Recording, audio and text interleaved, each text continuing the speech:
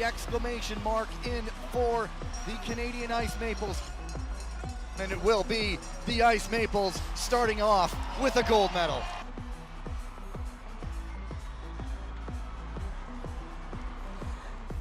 The race for the Crystal Globe is heating up as we pass the halfway point of the Short Track World Tour season. This is stop 4 of 6. Welcome to the Mokdong Arena in Seoul. Day 2, the second afternoon of action, and we are starting to get into our medal rounds, our finals, some titles to be decided in this chilly arena here this afternoon. I'm Ricky Swanell. Pleasure to have alongside me once more two-time Olympic medalist Catherine Reuter-Adamek. And now we can see the intensity, the lift. It's finals time. This is where you earn your money, you earn your points.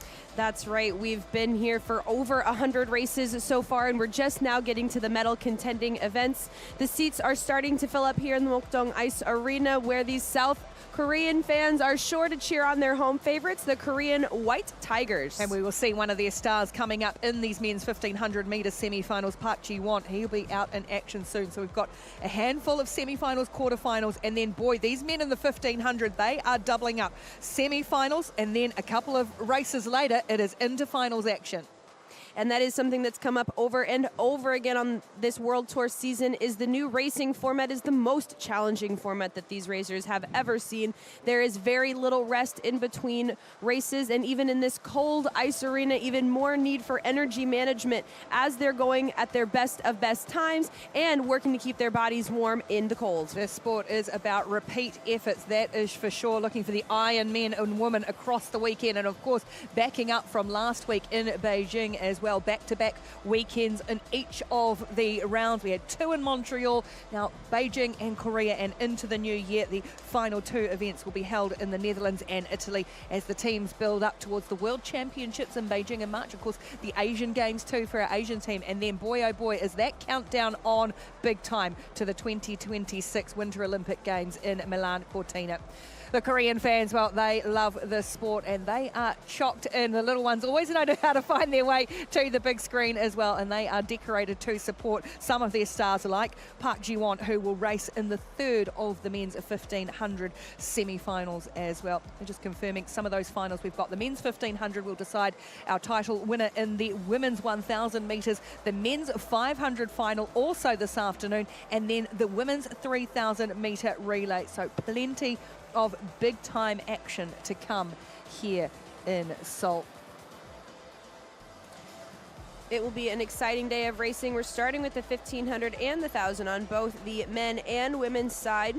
So a little bit of endurance skating to start off the day. Nothing like some heavy lactate in the legs as we head into the sprint events later. Oh, you say start off the day. Some of these skaters too will have come through repecharge earlier in the day. We then saw a mixed relay with some astonishing racing as well. So that backing up that we talk about, but also too, we talk so much about the physical side. What about the mental side? Talking strategy and tactics as well as keeping the mind fresh to take on this challenge. Look like a very relaxed Jens van 't Veld was looking for this one.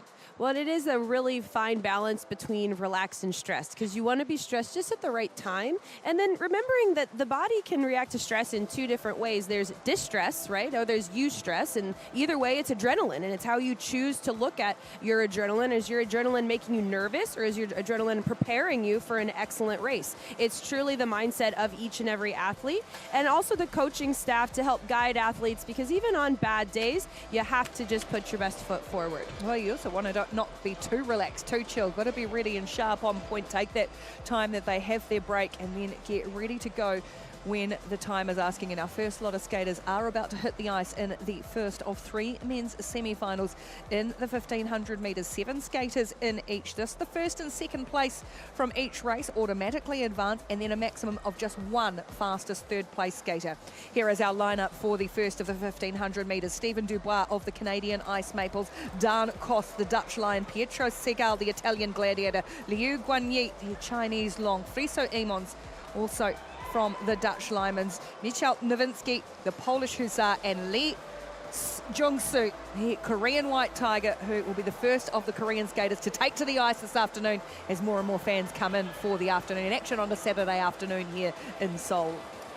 And Lee Jung-soo being a 1,500-meter specialist, especially in his younger days. And I do remember the days when Lee Jung-soo could step on the ice and everyone in the field knew, I won't even be touching the lead in this race because he can go start to finish. I don't think we'll see that from him today, but he is truly one of the greats in the sport. A veteran skater. He always got some veteran tactics too. And see how that plays out for the rest of these guys, like this man here, Stephen Dubois, a Canadian ice maple who's had some good success so far this season, sitting 5th overall in the Crystal Globe standings. Also in this race, just ahead of him in those Crystal Globe standings, Pietro Segal, the Italian gladiator from a famed skating family. Keeping the hands warm. Can tell they're cold out there, can't you, Ricky? It is chilly. We had a decent break for lunch too, and so more and more people pack in, might warm this arena a little more as we get into business time on day 2 of the Short Track World Tour.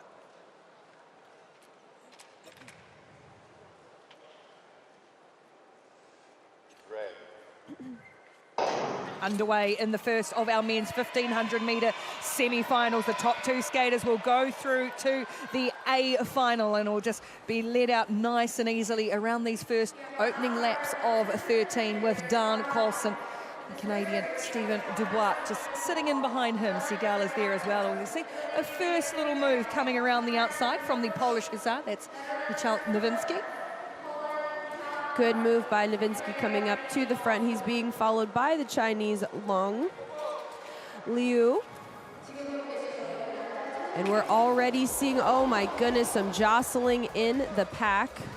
Now, officials are looking for something clear and obvious that impacts the outcome of the race. Those are the rules for making a call. We see another attack from the Dutch Lions. 2 Lions skating together, Dan Kaas and Emons.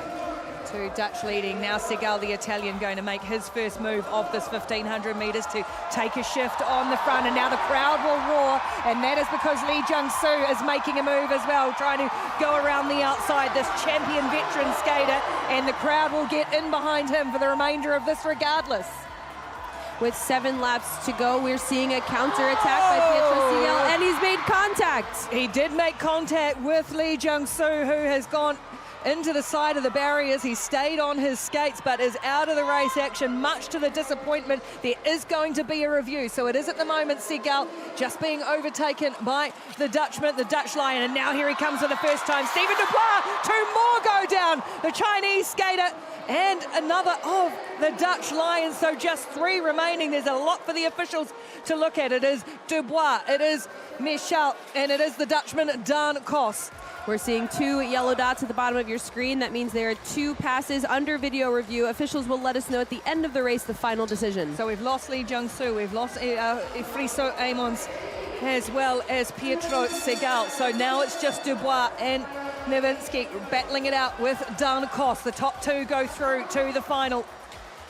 As it is Dubois who comes down to the line. There's a lunge and it's Dubois who gets it first. A photo finish for second between Nowinski and Kaas. But we have still got a lot more to adjudicate in this race. And whatever the unofficial results are here will not be the official results. With 2 passes under review, 2 clear and obvious contacts that impacted the outcome of the race. So this one may or may not get a call. That's just a little bit of little jostle, little toe in the ice, and obviously it does take some energy, but no one really losing position over that. Lee Jung-soo, veteran move, pausing in second before moving up to first, not even needing crossovers going into that corner. But then we have Pietro Segal trying to challenge up into first, creating that, well, one of them's creating clear and obvious contact. We'll wait to hear from the officials who it is. Looks like some contact from behind on that pass from the Chinese Long Liu into Emons, into Friso Emons from the Dutch Lions. A great stretch for the line by Dan Kaas, but will it be enough to beat Nowinski? A little fist pump from Dubois at the head of that pack, just kept himself out of all the chaos, did the Canadian. And we are seeing the potential for 2 calls here from the officials. A possible call from Korea on to Italy for a lane change from the inside to out, and potential call from China to Netherlands for a late pass. Now they are still reviewing. This is just a possibility of what we might see. So it is the rule here that once a skater has their shoulders and hips even, they have shared responsibility going into the corners. The officials would decide who created that contact. Was it Lee Jung-soo's job to get out of the way, or did he step into the contact? Now, the Chinese skater coming in a little late, it's not possible to say, will they call the late pass? Will they call the clicking of the blades? And it doesn't look like he's trying to create contact. It looks like the hole he's going for gets taken away by Steven Dubois. He's forced to tuck in earlier than he wanted, which causes the contact. And it takes Friso Emons on his way through, sliding into the barrier. So Lee Jung-soo just sitting, waiting. Steven Dubois can sit down more comfortably, knowing his place in the final is secure. He goes through with no drama. It's just the first and second place skaters, so still reviewing the action here. We had a photo finish for second as well. Lee Jung-soo can only sit and wait at this point. He was in qualifying position, which means he qualifies for an advancement if the officials decide to go that way. Advancements are only awarded if a skater was in qualifying position at the point of contact. An advancement will eliminate any of the fastest third place skaters getting to move on to the next round. Remembering too, there's individual places at stake, but every point contributes to your team in the Crystal Globe. That's why every skater matters. Everybody can have some sort of say in how things are. The Chinese team looking relatively relaxed. They're happy enough with it, but that is why skaters being able to advance through the rounds, even if they don't go on to win a medal here this weekend, still can have big ramifications for the team Crystal Globe standings, the teams that are chasing the Canadian Ice Maples at the top. And consistency really is key. Oftentimes, there's this misconception that in order to improve, let's go to the ice and hear the final call. After a review, we gave a penalty to skater number 156, People's Republic of China. An advancement to skater number 16 to A final and number 11 to B final. Right, so it is Liu Guanyi, the Chinese skater, who is penalised. Friso Emons, the Dutch Lion, will now go through to the A final on advancement. Pietro Segal to the B final for Italy, but confirmation too that it was Michal Nowinski who got that second spot on the photo finish from Dan Kos. He goes through to the A final as well. Well, that is an all-action semi-final. Pretty big disappointment for the home crowd not to see their white tiger getting moved on. We're seeing here the end of the straight. Illegal late pass. They're calling it on the Chinese skater Liu, and that's causing an advancement again for the Dutch Lion into final A and the Italian Gladiator into final B. Well, so now we will find out who's going to join them in this race. The Korean white tiger, Jung Sung-woo, Thomas Nadalini, the Italian Gladiator, Gleb Ivchenko, the Kazakh Nomad, Stan de Smet, the Belgian Ice Bear, Jens van Twalt from the Dutch Lions, Clayton de Clemente, the USA Eagle, and Felix Roussel, Canadian Ice Maple.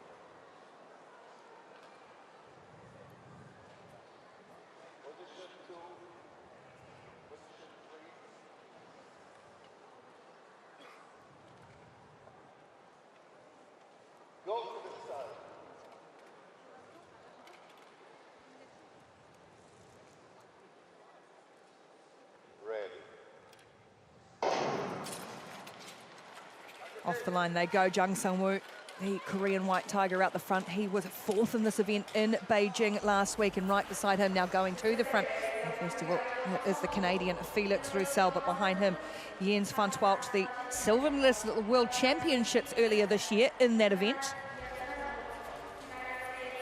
Jens van Twalt leaving a little space between him and Felix Roussel. Roussel, well known for being a racer, not always the strongest one in training, but the one with great timing here on the days when it counts. Clayton de Clemente doing a sneaky move, soaring up the outside. Nicely done by the USA Eagle. Van Twalt will go with him, and that will put Roussel, who was the 1,000 metre winner in Beijing last weekend, he's just sitting in third. Remember, it is the first and second place skaters who will go to the A final, a maximum of one of the fastest thirds, but we had an advancement already. And this pace is about to pick up as the Korean White Tiger starts to move on the outside. And the Ice Bear, Stan Desmet, moving with him into second. Clayton De Clemente saying, no, no, no, that's my spot. And we've got a race. Desmet will go again, but at the moment it is still the Korean White Tiger, Jang. That leaves the Canadian chasing at the moment. Van Twelt is there in the orange uniform of the Dutch Lion. Now the Ice Maple, they come again. It is still the Belgian Ice Bear. Now Felix Roussel back to the front of this line, and Van Twelt too looking to make a move in front of the Korean White Tiger. They are jostling and jockeying for position in this 1500 meter. 5 laps to go. 5 laps to go. We haven't even started the final sprint yet. Wait for one more power move. Will it be Jang or will it be the Italian gladiator Natalini coming up the outside? Absolutely making a move. The electric blue uniform of the Italian Roussel, and now Van Twelt trying to get in front of the Canadian. He does so again, does the Dutch Lion. Once more the Italian gladiator looking to come around the outside. It is Van Twelt on the front of the line. Oh, 3 wide through the corner. Oh, and they almost took each other out as well. It's given room for Van Twelt. Roussel going with him. The Korean White Tiger is still there. Oh, just a little bit of loss of speed for Roussel. The White Tiger trying to come. The Canadian will hold on as they all follow Jens Van Twelt across the line. The Dutch Lion takes it, but it got hairy around those final couple of bends for all of these skaters.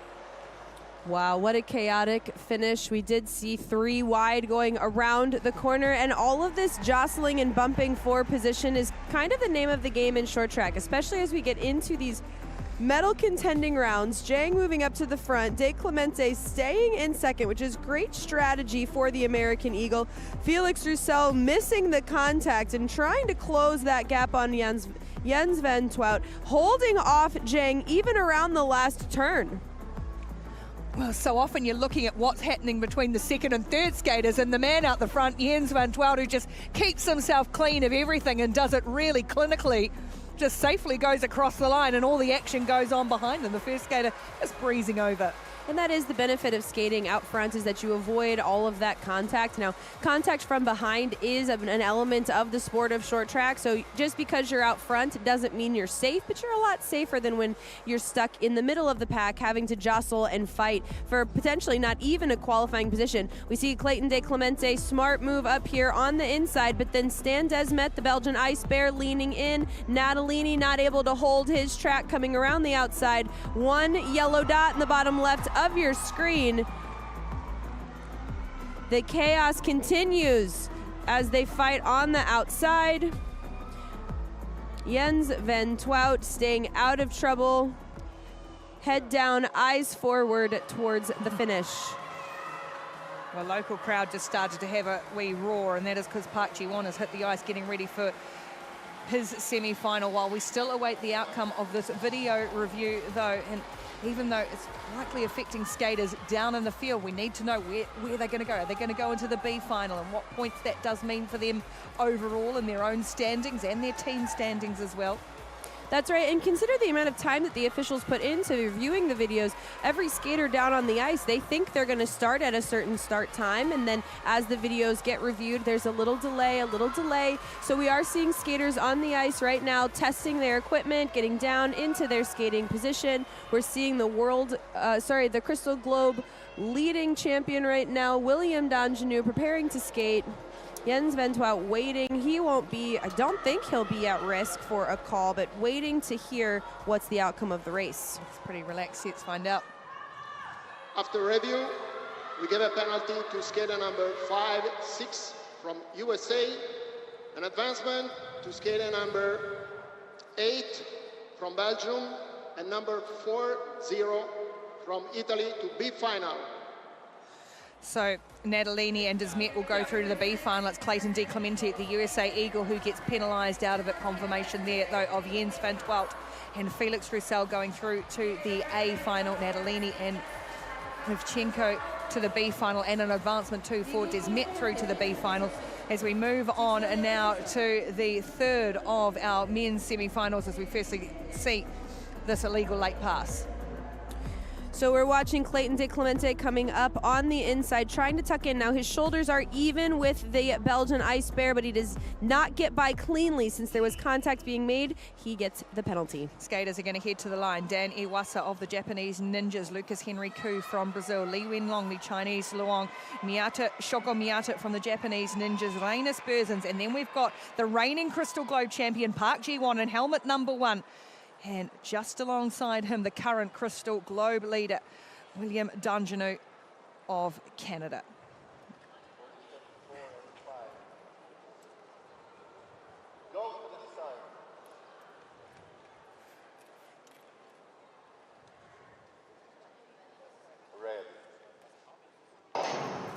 Dungenoo and Park have shared the spoils across the World Tour season so far. Dungenoo out the front at the moment. He was the winner in both Montreal rounds and then was runner-up to Park Ji-won last week in Beijing. And just wait till you see that number 1 helmet, and every time he makes a move, we'll listen for it because the crowd will tell us.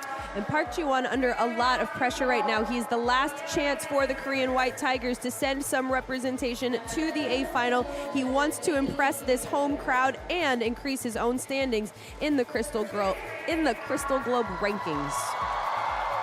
Areas just going a turn on the front with Dungenoo tracking his every move. Rainis Berzins, the Latvian gold star, making his presence known as well, as there's a bit of contact between them, and Dungenoo just kept his balance. Berzins really snuck by Dungenoo. Dungenoo was looking over his left shoulder, over his right shoulder, and Berzins came up the left. And now here we have a move coming from the Japanese Ninja. Japanese Ninjas with another little stealth strike as Shogo Miyata. But still Park Ji-won will sit in beside him, and in fact will just move himself back to the front and try and keep control of things from there. The Latvian gold star still coming at him. Oh, 2 go down, 1 goes down. The Latvian gold star Berzins just hung on. It's the Japanese Ninja Shogo Miyata who hits the ice, and that leaves Park Ji-won and Dungenoo getting really tight together. The 2 champion skaters in this 1500 meters, keeping to the front of the field. The water's part for Dungenoo, but he is not safe yet. Li Wenlong from the Chinese Longs right behind him. He needs to skate a defensive race before setting up any passes on offense. Review on that crash that knocked down Miyata. Berzins has got himself back into it, but it is still Park Ji-won and William Dungenoo with the lurking presence behind them of Li Wenlong that they cannot forget about. Dungenoo skating an effective deep track, cutting off the speed of Li Wenlong, and now we're down to the final lap. Here we go, they will get the bell, and it's Park Ji-won on the front from William Dungenoo. Top 2 will go through to the A final. The Chinese skater tries to make a move. It's Park Ji-won at the moment from Dungenoo. They will go through to the final. The 2 rivals, the 2 champs in this event will continue on that battle in the A final. And I will say I'm really impressed with William Dungenoo because he does seem to get to the front and win the races, but he's a tremendous defensive skater. We'll see here on the replay how he looks out to the right shoulder as Ji-won comes around, as Park comes around. He says, that's okay, I don't want to lead right now anyway, you go ahead. Miyata making a strong and decisive move, forcing Park to react. But here we see the Latvian gold star trying to sneak into second, trying to put his hand down on a pivot, which causes some contact with the blades between the golden star and the Japanese Ninja. Park coming around, Li, the Chinese Long, clearly annoyed with himself, can't quite get around Dungenoo, the Ice Maple. Impresses me, they're so impassive on the face, there's no sign of stress, it all looks fully controlled. These top guys, Park Ji-won and William Dungenoo in particular. And now we play the waiting game as the officials start to review. So here we have the Latvian Golden Star coming around the outside. That's Rainis Berzins. Now what we're looking for, maybe what we can't tell is the hand going in front of Miyata. Is that the problem that's being looked at, or is it Miyata's trouble with his blades on the ice? Let's go down and see. After review, we give a penalty to skater number 3-7 from Latvia, and advancement for skater number 4-6 from Japan. So the penalty goes against Rainis Berzins, and it was Shogo Miyata. He was the one who'd hit the deck, get a thumbs up, and he gets advanced through to the A final with Shogo Miyata. That's going to be an 8-man A final. Just saw the look on your face as you did the counting. And that's a large A final. The biggest I've ever seen is 9-8 will be pure chaos out on the ice. Here we see the final call. Lane change from outside to in on Reynes Berzins. He's trying to cut into second. There isn't enough room, creating contacts with the Japanese ninja. Miyata gets sent on to the A final. Stephen Dubois, the top qualifier, but all the big guns there. Van Twelt, Park Ji-won, John Janu, lots of Canadian maples in there, Dutch Lions, and that all-important white tiger for the home fans as our B finalists as well, scrapping for Crystal Globe points, these men going through to the B final. We're going to go into the quarterfinals now of the women's 1,000 metres. They have got quarterfinals and then semi-finals and the final all to be raced today. The first has Michelle Valsabor, Gloria Iorati, the Italian, Irina Yamana, Choi Min-jong, Korean, and Kim Bhutan, the Canadian, in the first of these 1,000-metre finals. Quarterfinals, going too early into the finals.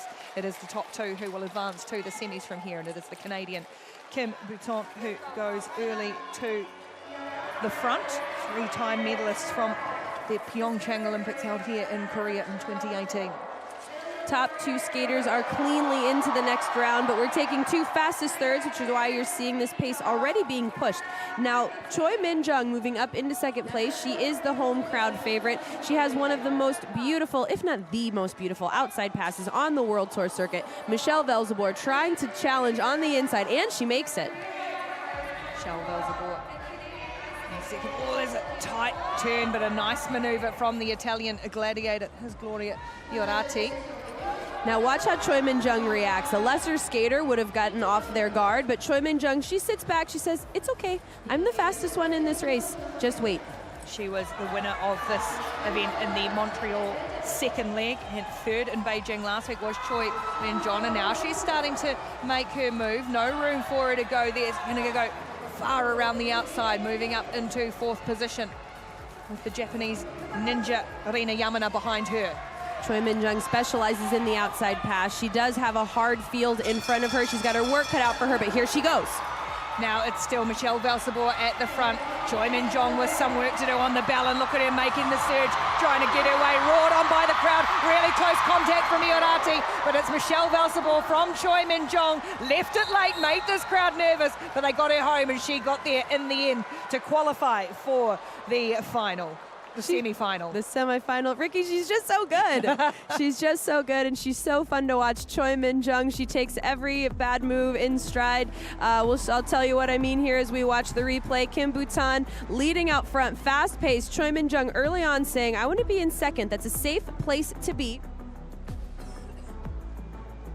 Dropping back into third and actually all the way to fifth before having to make this power move on the last lap, all the way accelerating to the line, putting Gloria Iorati into third. We'll have to wait and see if that's a fastest third time. Michelle Valsabor also moving on to the semifinals. Yeah, two of the fastest third skaters from these four quarterfinals will advance along with the two leaders, and there is one of them there. Michelle Valsabor looks to the camera, just about to give us a wave, not quite, but happy with her work is Michelle Valsabor. Confirmation there of her moving on to the semi-finals with Choi Min-jong third overall in the Crystal Globe standings. Second quarter-final sees Hanne Desmet, the Belgian Ice Bear, with Camilla Stomrowska, the Polish Hussar, Zhang Shutong, Chinese Luong, Kristen Santos-Griswold, the USA Eagle, and Shim Soo-ki, another of the Korean White Tigers.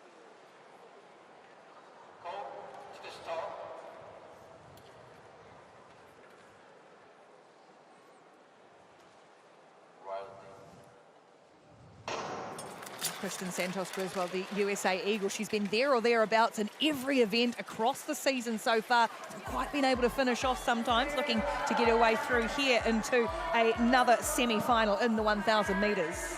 Kristen Santos Griswold has been underrated on this World Tour season because she's been having a tough time staying on her feet. But when she stays on her feet, she wins races. She makes passes like this. The arms don't even drop off her back. She makes it look so simple out there. There goes the veteran skater, the 30-year-old USA Eagle to the front of this pack. But it is a good field that will chase her down as one of them does go down. That was the Polish hussar, Kamila Skomorowska, who has hit the ice. So just 4 left now, looking for 2 places into the semi-finals.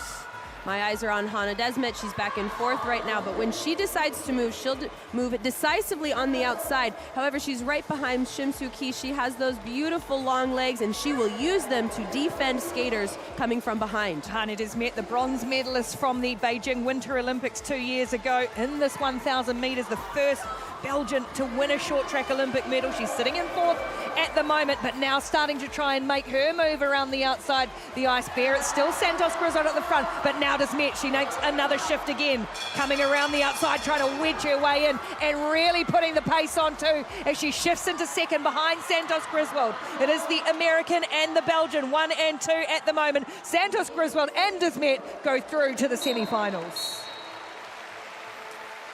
Wow. Just wow. We've spent so much time watching the qualifying rounds today that you forget when you get into these medal contending rounds. It's a new level of skating. We'll watch here on the replay. Hannah Desmet wanting to get out in the front early. Kristen Santos saying, nope, it's my turn. Stormowska just having some bad luck there with the ice. We are seeing brittle ice conditions here in Korea. The ice is fast, but it is not grippy. Hannah Desmet moving up the outside. It does take her a little bit of effort, but she sneaks into that 2nd position. That's called tucking in. She tucks into qualifying position. Kristen Santos Griswold and Hannah Desmet going on to the semis. Zhang Tutong from the Chinese Longs looking for that fastest 3rd time with a 1:30.170. Well, remembering too, the semi-finals for the 1,000 meters women will take place. They will start in 3/4 of an hour's time, 45 minutes or so. So very little time to rest, refresh, and get ready to go again for Santos Griswold and Desmet, who are through. Let's see who will join them. Danae Blay, the winner of this event in Beijing just last weekend. Elisa Confortola, 10th overall in the Crystal Globe standings. The reigning Crystal Globe champions, there she is, the hometown favourite, Kim Gilly. Florence Brunel is in strong form for the Canadian Ice Maples. And then the Chinese long, Zhang Yizhe, is also in this field. Danae Blay coming off her 1st ever World Tour gold medal.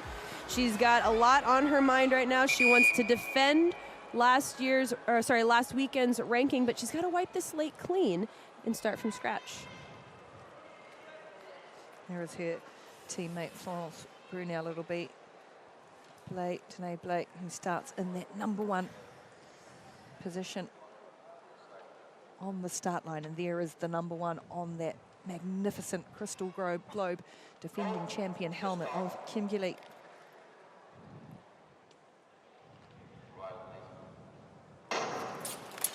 Blay, Confortola, Kim, Brunel and Zhang, the 5 skaters in this women's 1,000 metre quarterfinal. Top 2 will go through to the semi-finals. We are looking for 2 fastest 3rd place getters as well in this field, as all the 2 Canadians go to the front, and there's already a bunch and there's already a roar, because Kim Gilly is going to work her way to the front of the field early on in this 9-lap race.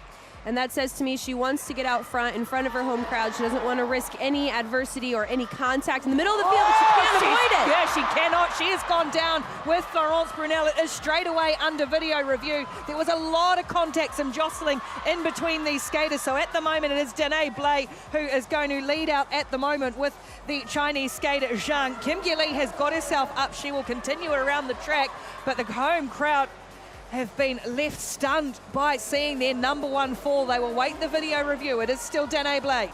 Now, Confortola has an advantage here because she's far enough behind that the other 2 girls aren't worried about her. They can't hear her coming, but you can see how she's pushing the pace. If she's smart, she'll time the closing of this gap with a pass. Who knows if she'll have energy? Let's watch and see if she makes it.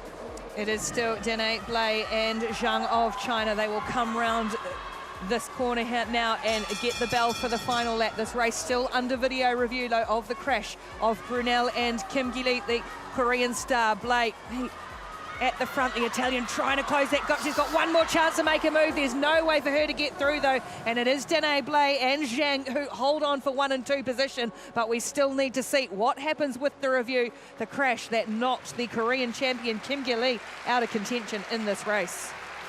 We'll wait to see those video reviews. Tremendous effort by Elisa Confortola. She didn't have to push that hard, but she did. She came up just shy, less than 1/10 of a second out of qualifying position. We'll wait and see if she gets a fastest third time, but if nothing else, so much to be proud of there in her effort. Kim Gil-lee coming around to the front, and there we see the contact between Florence Brunel, and it is with Confortola. So Confortola potentially being looked at here, and Florence Brunel, oh, her knee goes right into Kim Gil-lee's back.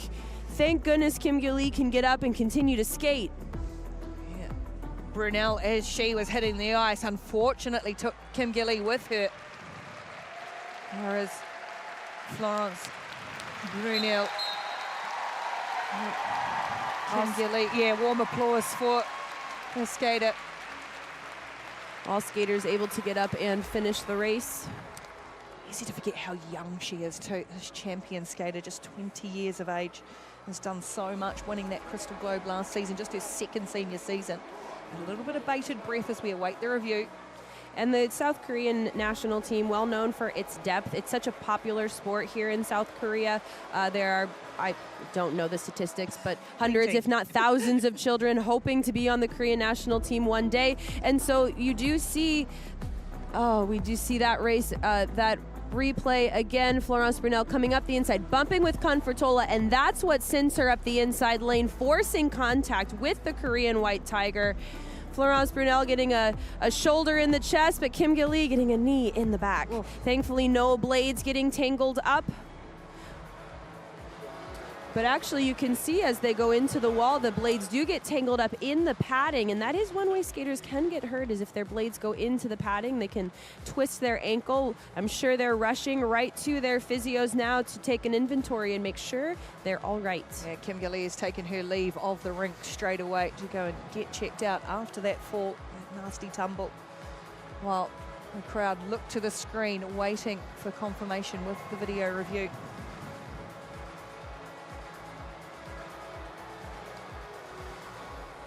Officials watching from every angle. Not only do they have this rink side video review, there's a room full of monitors so that officials can be watching from every angle. As you see that yellow dot in the bottom of your screen, if that yellow dot turns green, it means that the call was cleared, determined a no call or no fault. As long as that dot stays yellow, it means they are reviewing. We'll see it one more time. Potentially Confortola coming into the Canadian Ice Maple, but the Ice Maple causing clear contact with Kim Gil-lee. Now, whether it's her fault or not is what they'll try to determine. Who's at fault here, the Ice Maple, Florence Brunel, or the Italian Gladiator, Elisa Confortola? Kim Gil-lee, just collateral damage. High hopes for her that she's able to get up and stay healthy for the next round of races.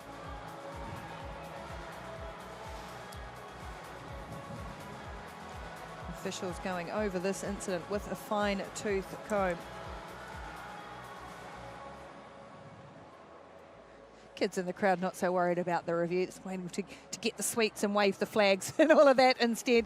The good crowd is coming. Now let's find out. After review, we gave no call due to shared responsibility between skater number 24 from Italy and 27 from Canada. An advancement for skater number 1 from Korea. Well, the crowd will tell you. So Brunel and the Italian take the shared responsibility, but importantly for Kim Gil-lee and the Korean White Tiger, she gets advanced through to the semi-final of the women's 1,000 meters. And even after a valiant effort by Elisa Confortola to race back to a 131.105 finish, that will not be fast enough for the final third time. Now, Confortola moving in, Florence Brunel moving out, so they determined shared responsibility between the two skaters, both causing contact. We go to the last of our women's quarterfinals in the 1,000 metres. Sandra Velsibor, Ariana Fontana, Corinne Stoddard, Gong Li, Dede Van Oorschot, and Petra Kisapati. There is our Crystal Globe leader, Sandra Velsibor, who has dominated in the 500. She's gone pretty well in the 1,000 as well.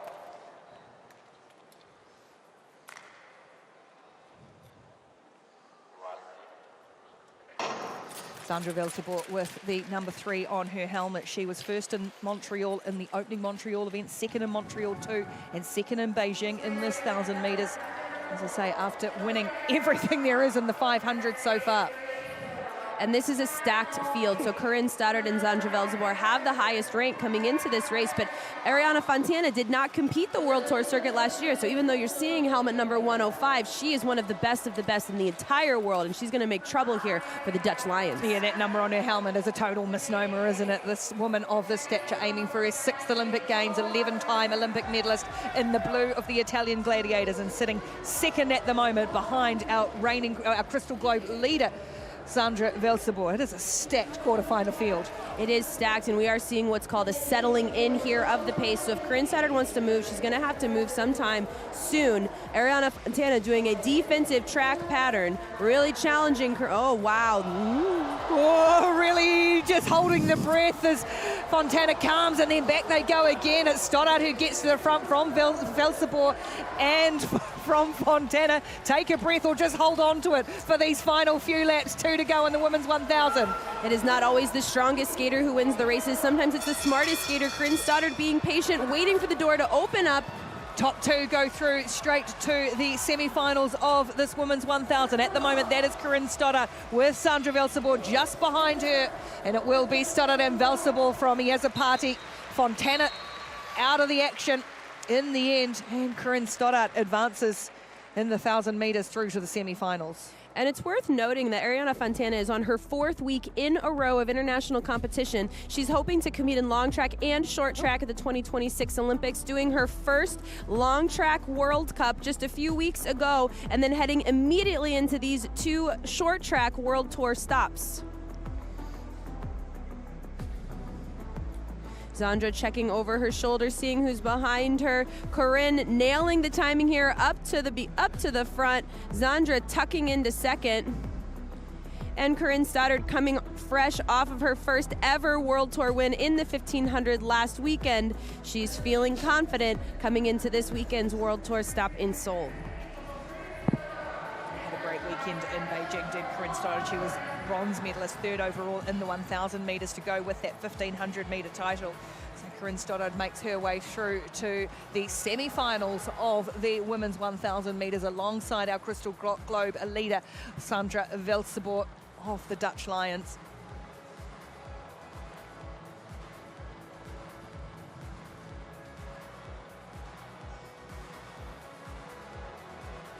Confirmation then of our semi-finalists. The one quickest 3rd place getter was Zhangtu Shutong of China, and the advancement for Kim Gilly to help settle our semi-final lineup in the 1,000 metres.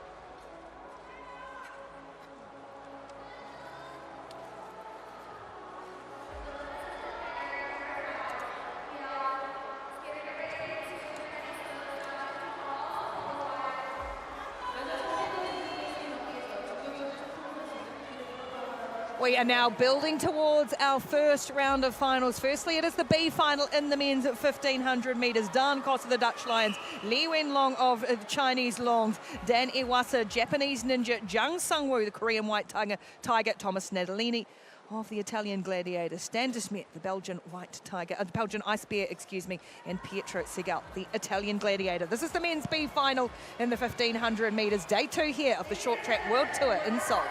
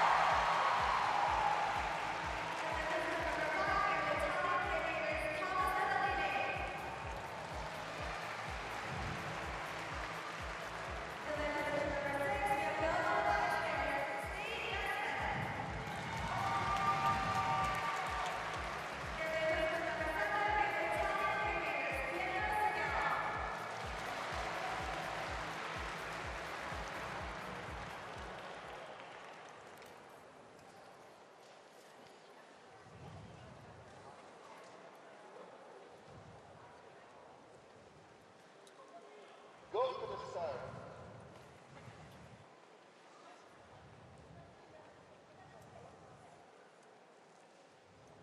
Ready.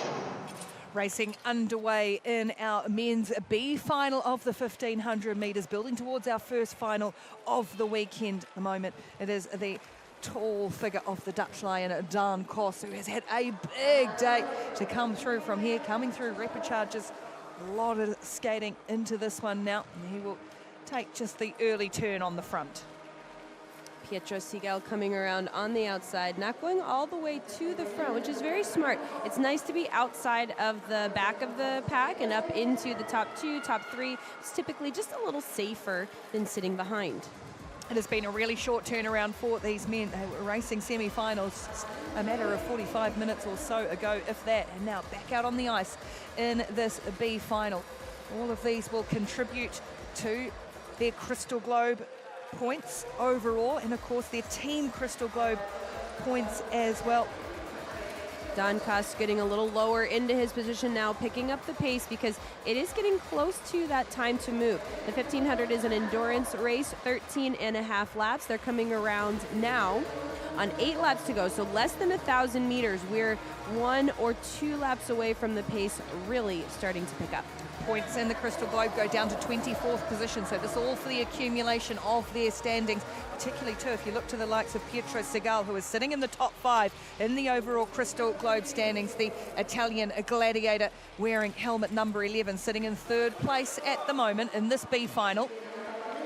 No challengers yet for the Dutch Lion Daan Kos, but the Chinese Long, Li Wenlong, looking to make a move. Red and yellow fiery helmet behind, and now just the pace starting to come on in this B final a little more for these men. It is still Daan Kos from Li Wenlong and the Italian gladiator Pietro Segal, who starts to make his move, trying to turn on some power, keeps his balance brilliantly around that really tight corner, and now look at the 5 bunch. The Chinese is gone. It is still Daan Kos. The 2 Italians are chasing him down. They get the bell, and it's going to be an absolute sprint over this final lap. Daan Kos trying to desperately hold on from the Italians who are coming around the outside. It's not Segal at all, it's Thomas Natalini. And then Zhang Kos does net Segal for a photo for second. What a finish it was in this men's B final in the 1500. What an incredible race. They kind of let Daan Kos stay out there and lead the pace for them, and then when it was time to go, everyone wanted to go all at once. Li Wenlong staying in 2nd position, doing the right thing there. Great strategy. Also good tactics by Pietro Segal, staying in the top 3. But that's not how the race finishes. Even as Segal tries to move up the inside, there's contact with the Ice Bear and the Chinese Long. Zhang does a tremendous job not getting caught up in the contact, but he can barely recover, coming around and stretching for the line, finishing in 2nd with a photo finish for Daan Kos. Oh, Thomas Natalini, it was his teammate. We thought it was going to be Segal the whole time, and it was Natalini making the move. Well, the Ninjas of the Stealth team. Oh, look how close it is, and it is Zhang who takes 2nd in this B final in a photo. Boy, what a finish it was. If that sets anything, if it's anything like this in the next one, we are in for one heck of a men's 1500 metre final. After review, we give a penalty to skater number 8 from Belgium. Penalty goes against his men. It's academic in terms of the final standings, but it does mean something for his Crystal Globe points and that of the Belgian Ice Bears as well. We'll see the official video review on that call. Because remember, we had so many skaters going wider on the corner. End of the straight, illegal pass. So you see the Ice Bear coming up on the inside of your screen, creating contact with Li Wenlong, who then carries his speed out, impacting Zhang in the race.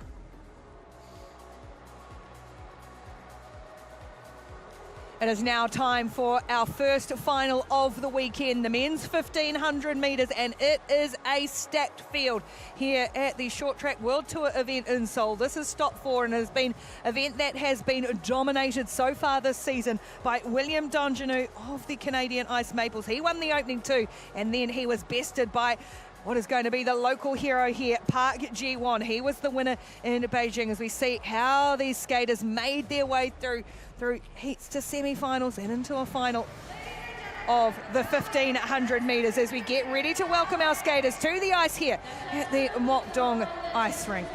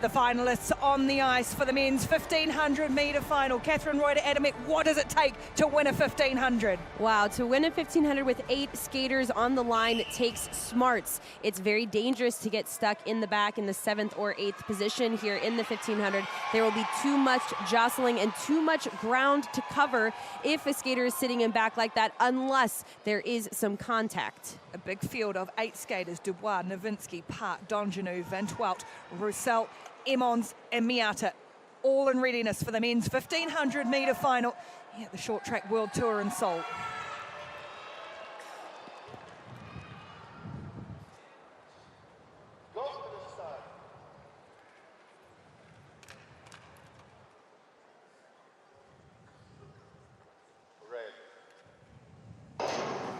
A line of 6 skaters across the front, and then they will stagger in. There's 3 ice maples, the black with the red, and Donjanu looking to go to the front early with his teammate Roussel in the semi-final. Donjanu has won the first 2 events. Just behind him at the moment is Park Ji-won, the winner in Beijing last weekend.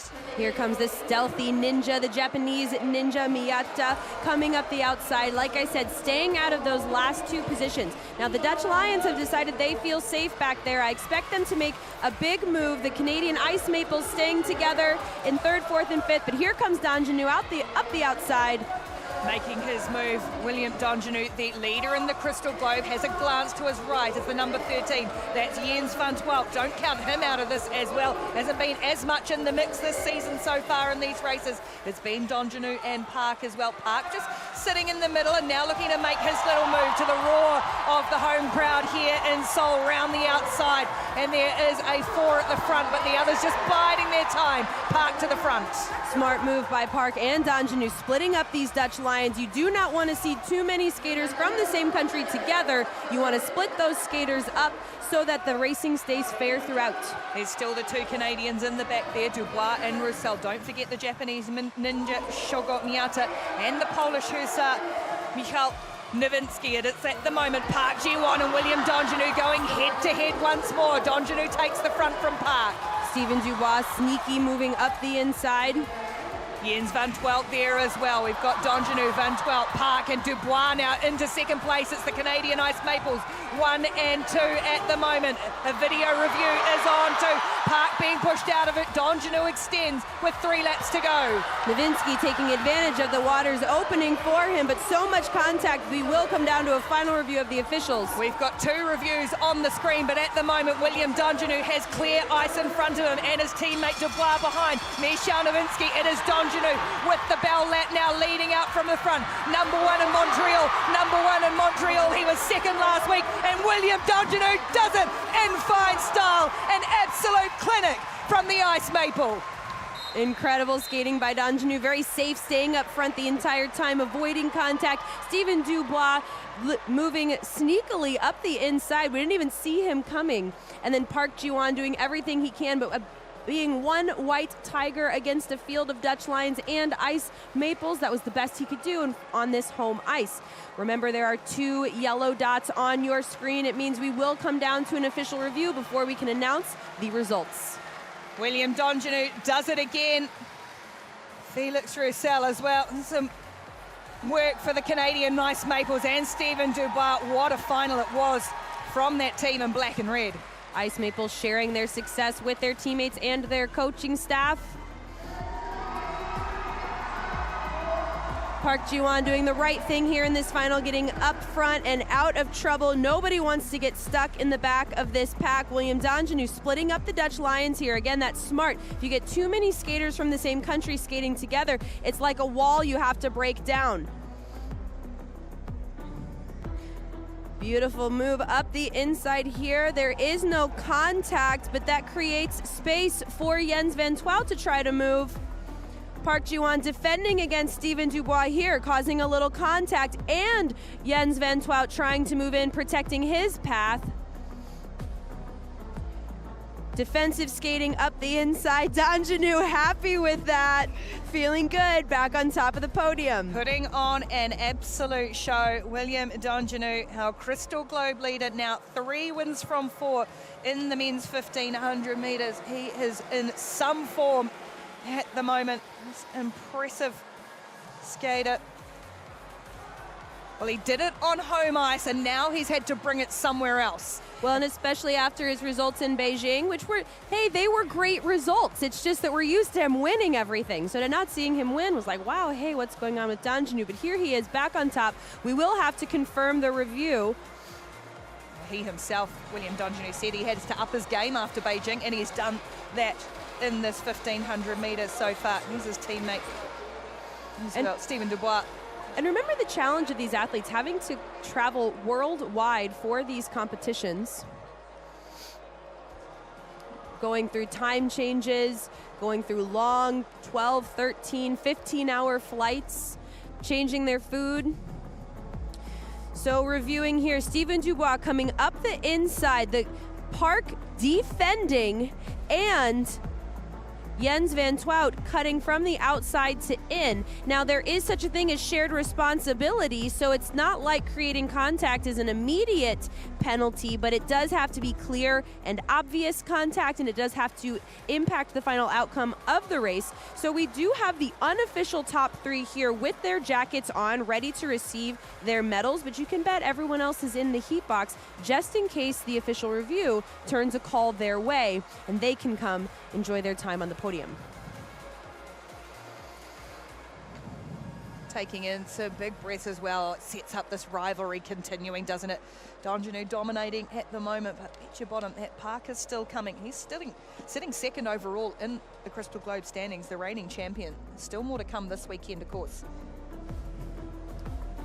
So again, we're seeing 3 wide going into the corner there. That's Felix Roussel inside of Friso Amons. Park Ji-won really showing his elite status, being able to absorb that contact and carry the speed out. He doesn't even pause moving. Instead, he pumps his arm and starts to accelerate.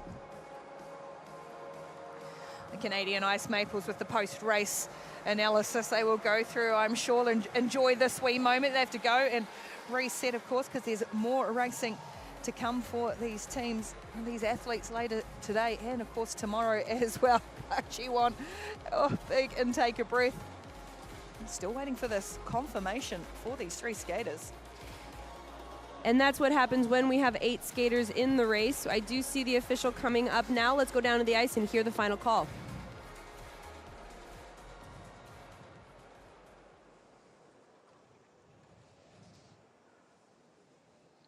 After review, we give a penalty to skater number 2 from Canada and a penalty for skater number 5 from Canada. Wow, Stephen Dubois, the crowd will tell you has been penalised. They are cheering because that means Park Ji-won goes up in the standings. Dubois, a shake of the head. The 2 Canadian skaters penalised, Stephen Dubois and Felix Roussel. So that means Jens van 't Veld gets onto the podium behind Park and Donjanu. Dubois shaking his head, clearly not agreeing with that call. We'll see the official video replay here. Officials make the call in the straight, lane change from inside to out. So watch Stephen Dubois all the way on the inside of your screen. He's trying to step back out into position and creating contact right there with the Dutch line. Now Felix Roussel coming up the inside, lane change inside out, same thing. So if you're going to make a pass up the inside, you have to step back onto the track safely without creating contact. Same move by both Canadian skaters. Wow, so what had been a very positive post-race celebration from the Canadian Ice Maples has all of a sudden turned as Stephen Dubois loses his 2nd place tag. Felix Roussel also penalised in this one.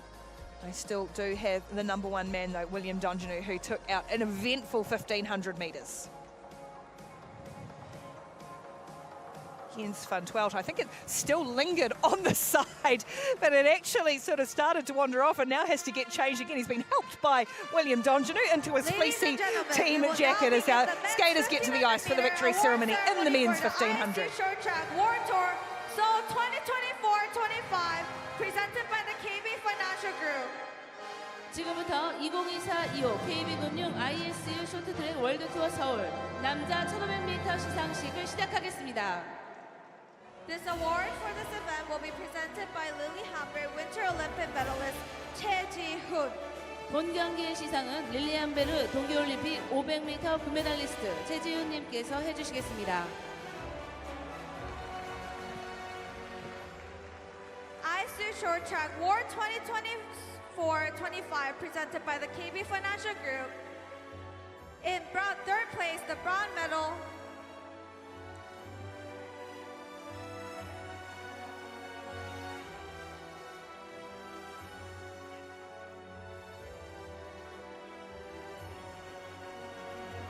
In 3rd place, and the winner of the bronze medal, Netherlands representing Dutch Lions. The Dutch Lion, Jens van 't Veld, the 23-year-old, takes 3rd place. Dutch fans happy in the crowd as well. Well, we said not to count him out. He looked like he was out of it for a spell and then finds his way onto the podium. He's had a couple of knocks, withstood it, and Jens van 't Veld elevated to the bronze medal in the 1,500.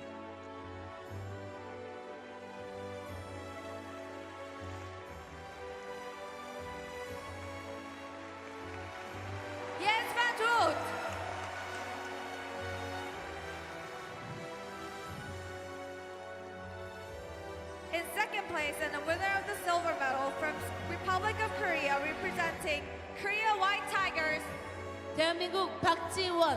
Park Ji-won. Park Ji-won has to settle for 2nd once again in the 1,500, but still well and truly in the race to defend his crystal globe, and boy, did he battle to stay in this race to take the silver medal.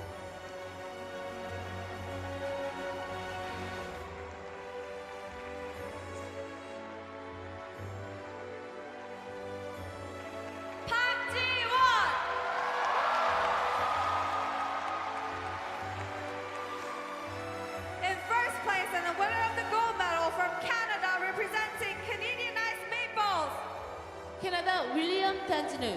William Danino. William Danjanu, a third gold medal out of 4 in the 1500 metres. Makes it 8 out of 11 individual medals so far across the season, with still some races to come, and I haven't counted relays at the moment. Leading in the Crystal Globe standings, William Danjanu absolutely supreme in the 1500.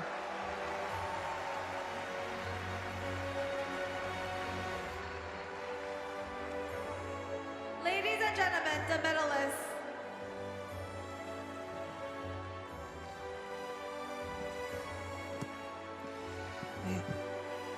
Saw the big outtake of breath from Danjanu. Take this medal, reset and go again. That's right. So even though they're currently enjoying their victory, enjoying their success, they're already starting to put the joy of the moment into a box so that they can get back to the present moment, get focused on the next round of races. And there is the Crystal Globe standings once more. William Danjanu still with racing to come, just extending that advantage as well. No change to the top 3, but Stephen Dubois has overtaken Pietro Segal for now into 4th spot. The top 3 remaining in the Crystal Globe standings is Danjanu, Park Ji-won and Jens van Twelk. If we go all the way down to 25th point, so every skater picking up points, accumulating their numbers to have their mark on the Crystal Globe standings.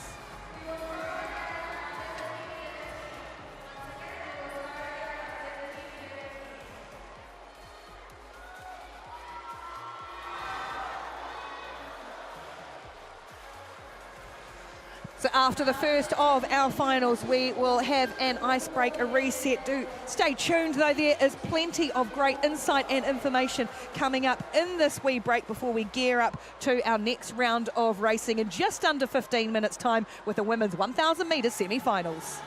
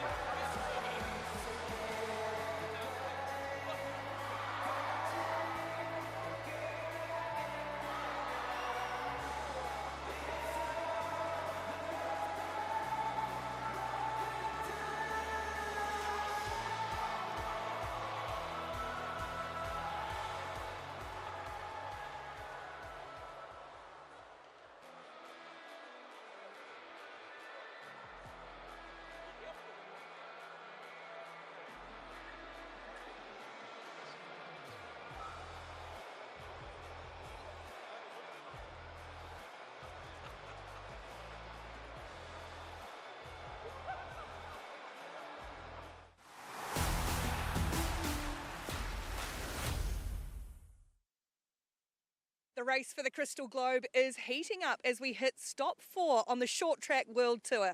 Welcome to Seoul. I'm Ricky Swanell, joined by 2-time Olympic medalist Catherine Reuter-Adamek. We'll be bringing you all the action and analysis from what promises to be a great weekend of racing. But before we get into the action here, let's take a look back at a fabulous weekend in Beijing.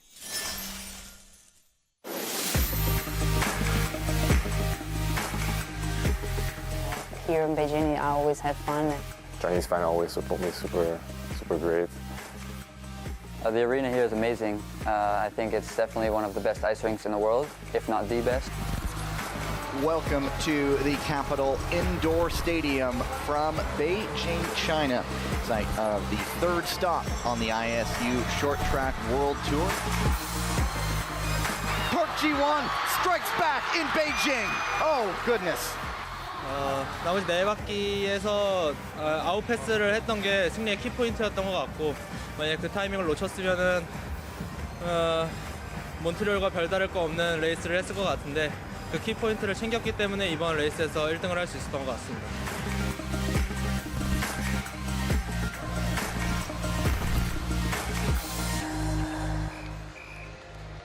It's going to be the dash to the line. It is Danae Blay. It's crazy. I never thought I would win a gold this weekend, and I think I still need to improve so many things. 2 lungs, an ice maple, a white tiger, and a lion.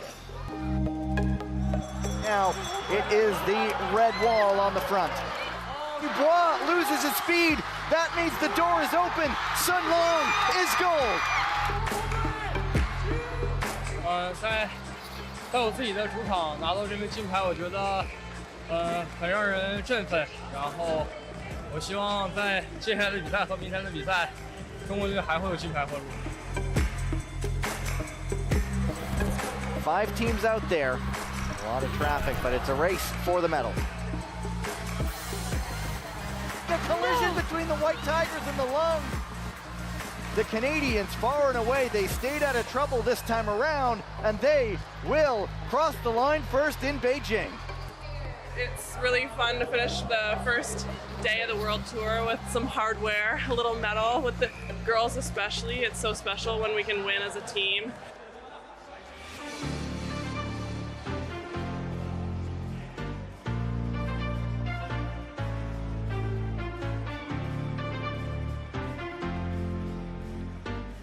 It's Park who is going to take it. It's 3 skaters going for it.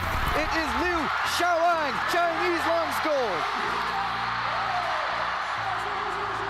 谢谢，就是今天怎么说呢，很满意的，因为我们这是今年的我们团体拿到了金牌，也很高兴。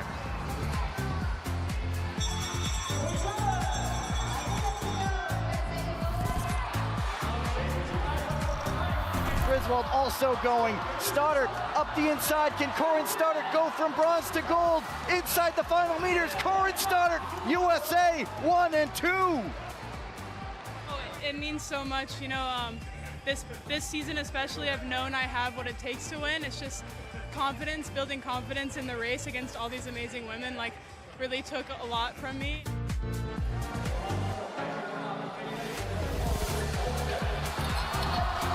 For the lead, can he make it stick? Donjanu battles back, they both fall. It is the ice maple, but not the one we're used to hearing.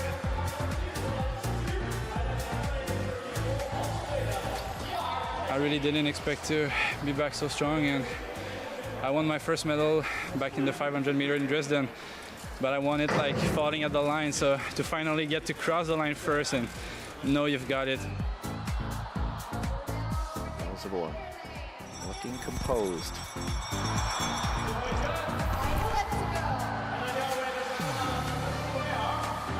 Velzebor in front. She is going to try to make it 3 for 3 on the World Tour. Yeah, I'm super happy. It was a tough weekend with skating all the distances and the A final. So yeah, really happy that I could do this again.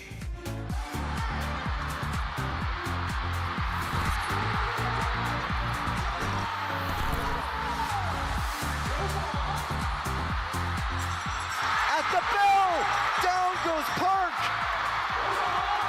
And it is going to be the lungs soaking it in. In front of their home crowd. 我们队伍赢了这个金牌，我非常高兴。然后在自己家里门口底下也非常开心。所以希望世锦赛的时候，3月份我们还会再拿到第1名。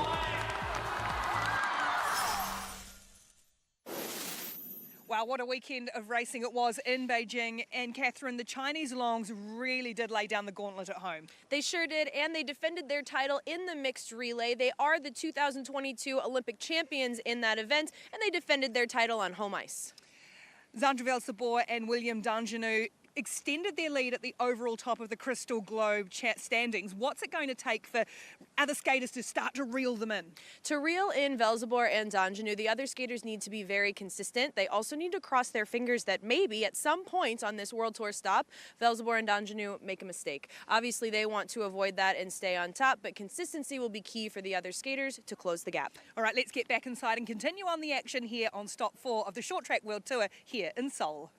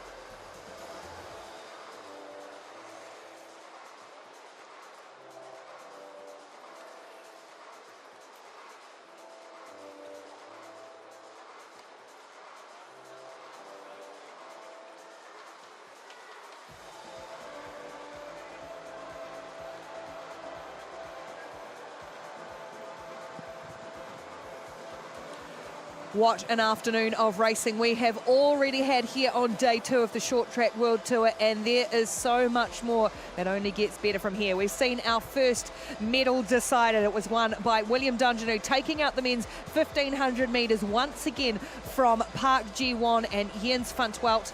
And we now move into our women's 1,000 metres semi-final. The final of this event will also be held in this session. So we have got a whole lot of action coming in these women 1,000 metre semi-finals. The crowd have been well and truly into the action as well, seeing their Korean skaters going at it. And they will have 2 more coming up, not in this first semi-final, but there will be a couple of superstars in the next one. The first semi-final has the American Eagle, Kristen Santos Griswold, Hanne Dibsmet, Belgian Ice Bear, Zhang Chutong, Chinese Long, Michelle Velzebor, the Dutch Lion, and Zhang Yizhek, the Chinese Long. So 2 Chinese skaters, the Netherlands, Belgium, and the USA.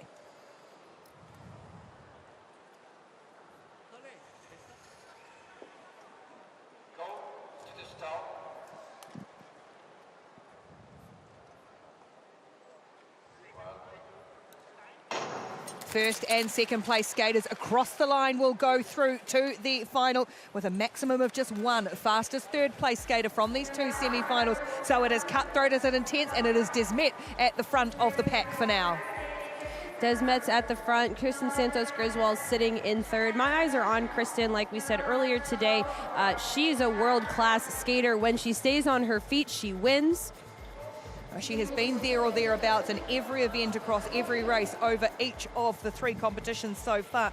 Has had some bit of bad luck as well. At the moment, it is Michelle Velseboer in the purple helmet of the Dutch Lions, and now Santos Griswold doesn't mind staying back and watching and making her attacks, and now she's trying to make her first move here.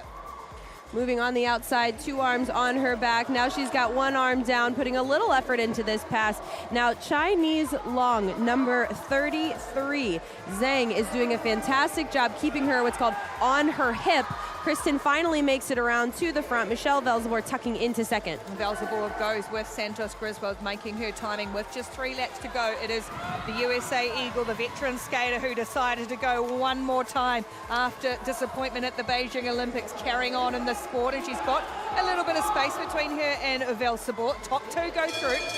Hannah Desmet tucking into third. Will she have time to set up a pass into second, or will she be hopeful for that fastest third finish? She's going to make an effort here. Desmet trying to get around the outside of Velseboer. Can't make her way around it. Santos Griswold, it was close in the finish. A photo in the end between Velseboer and Desmet to see who takes that second spot. But it is Kristen Santos Griswold, who did stay on her skates, out of trouble and through to the final.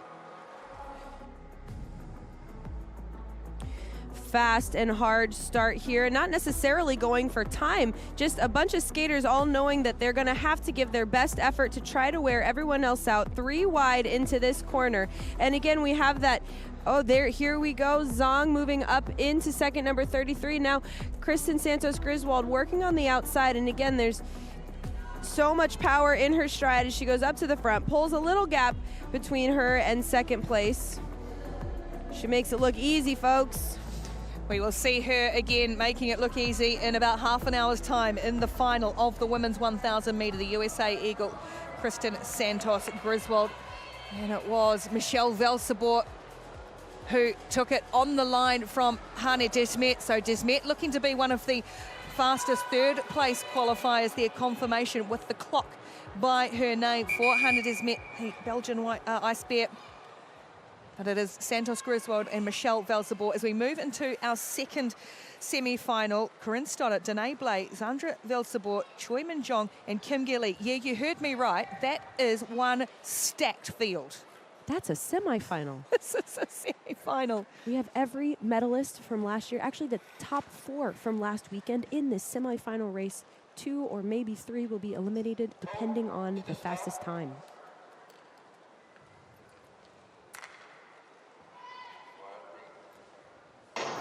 Corinne Stoddart from the USA, third in this event in both Montreal and in Beijing. Danae Blake, winner last week. Zandra Velseboer, our Crystal Globe leader, who won in Montreal 1 and was second in Montreal 2. Choi Min-jong, the winner in Montreal, 4th last week. Oh, and let I remind you, it is Kim Gil-lee too, the reigning Crystal Globe champion. We've got 2 Korean White Tigers in this one.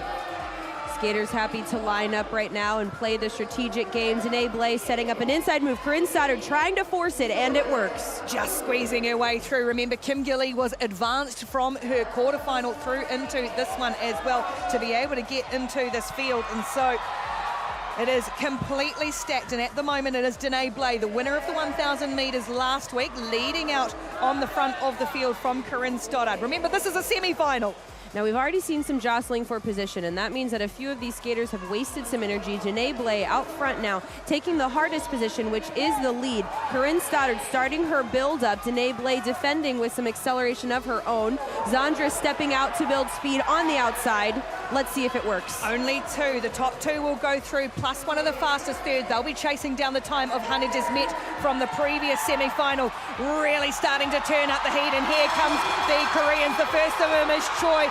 Kim Gilly tries to go up the inside. It is really tight around there at the moment. It is Danae Blay holding on, and now Choi Min-jong makes her way to the front. And it is Choi Min-jong from Danae Blay. Velseboer is out of it in 3rd. Kim Gilly in 4th, and Corinne Stoddart in 5th. Wow, what a finish it was. Choi Min-jong That semifinal was faster than the first one, so if these results hold after the official review, Zandra Velzeboer is sitting in fastest third time. Remember, if there is an advancement, that means that the fastest third time will be eliminated and advancing skaters will get the priority. We're watching Zandra building on the inside. Danae Blay and Corinne Stoddard coming up the inside. Blay going back to the front and really setting a blistering pace, not giving anyone the chance to take it away from her. Minjung doing what she does so well, crossing through the corner, not needing any pivot. She and Kim Gilly overtaking Corinne Stoddard at the same time. Corinne getting pinched out, and that yellow dot at the bottom left of your screen means there is a race review. Zandra fighting for third as Minjung tucks into first. Danae Blay fighting for the finish. She wants another career gold. Well, as it stands, Corinne Stoddard, who's been on the podium in all 3 previous events in this 1,000 metres, she won't be in the final, but we did say that is a semi-final lineup worthy of the final 5, absolutely, as we still await the results of this review to see how the results pan out. So we see Minjung coming on the outside, Gilly coming on the inside. Corinne Stoddard can't do anything. She can't give way to the inside skaters. She also can't tuck into the outside skaters, so she has to kill her speed and step out wide, opening the door for Zandra Velzeboer to come up the inside.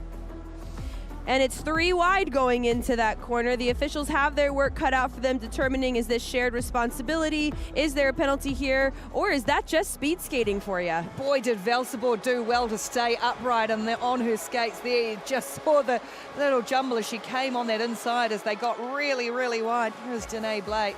Danae Blay doing everything right in that race, playing a bit of a sacrificial role, going out front, saying, hey, I think I've got the legs, and I could speak, if I were her, I would be thinking to myself, hey, I don't know if I've got the legs, but I'm going to find out, and I'm not going to find out in the back of the pack. I'm going to find out up front, and if somebody wants it, they can take it. Let's see what the officials have to say.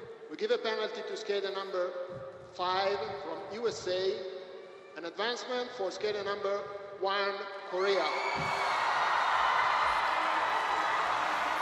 So the penalty goes against Corinne Stoddard, and an advancement again for Kim Gilly to get her through to the final. Pumps of the fists in the crowd as we see the results. So Choi Minjung goes through with Danae Blay. Zandra Velzeboer has settled for the B final, and Kim Gilly will be advanced through. What a race, as Corinne Stoddard is penalised out of it. And let's see the official video here, what they decide to go with. An end of straight outside skater not giving space. So she didn't give room to the inside passing skater. I suppose she could have stepped out and given way, but with Minjung coming on the outside, there really wasn't anywhere to go. Tough for Corinne Stoddard. She's sitting second overall in the Crystal Globe standings with Choi Minjung just behind her. So those points will definitely change as we see our A final. What a final it is going to be. Here's the B final. Velzeboer, Desmet, Zhang and Zhang. Zandra going to the B final, even though she had that fastest third time. The advancement of Kim Gilly pushing Zandra Velzeboer to the B final, and the younger Velzeboer, Michelle, going to the A. We're going to continue on now with the men's 500 metres quarterfinal. Stephen Dubois, Canadian Ice Maple, who was penalised from silver in the 1500 not that long ago. Brandon Kim of the United States, Denis Nikisha, the Kazakh Nomad, Ole Handai, the Ukrainian Wildcat, and Itzhak Delat, the Dutch Lion.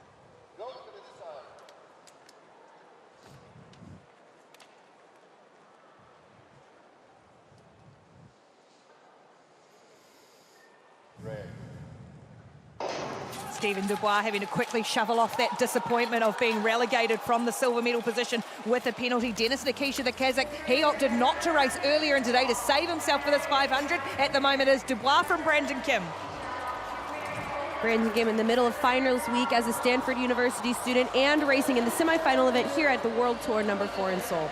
Dubois has really exploded away in this race though, and he's taken command early on. He's been in good form in this event. A couple go down to the Kazakh and the Ukrainian skater as the other 3 get the ballot. Is Dubois with Brandon Kim, who's going to try and take on the Ice Maple around the outside. It's still Stephen Dubois holding on from Brandon Kim in this quarterfinal. First and second place go through to the semis, but both the Ukrainian Ole Handai and the Kazakh Nomad Denis Nikisha take a tumble. I didn't see any contact for Denis Nikisha. It looked like he got stuck on the back of his left skate, but we'll check the video replay. Denis Nikisha, the Kazakh nomad, well known for his sprinting abilities. Watch Itzhak Dalat. He had a good move there. He went from the 5th lane position. He tucked right in towards lane 1 to cover a little less distance. Steven Dubois pulling a gap from American Eagle Brandon Kim, making it look so easy, but here we see Denis Nikisha get stuck on his heels. The Ukrainian Wildcat flipping in the air, trying to avoid him. A stretch for the line. Itzhak Dalat looking for one of those 2 fastest third times to go to the semifinal. That was a quarterfinal. Brandon Kim and Steven Dubois guaranteed to the next round. Pending video review. Yeah, Steven Dubois has had a day of that.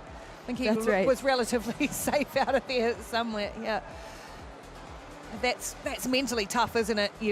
We're on the podium in the 1500 meters, then you penalise, you lose that spot out of that top 3, and then you've got to come back out and race for a quarterfinal again, shake it off and go. Not only that, going from the endurance distance to the sprint distance in a matter of, 15, 20 minutes? It's the completely opposite ends of the spectrum. Going from the A final, top end of the spectrum, down to the quarterfinal. We're starting the rounds back over again. Here's Denis Nikisha. Maybe there's a little contact from behind there from the Ukrainian Wildcat Hyundai. I need to see a little different angle to determine. The Wildcat is coming up quickly on the Nomad. Potentially there is a clicking of the blades causing contact, but Denis Nikisha was not in qualifying position. He is not guaranteed an advancement.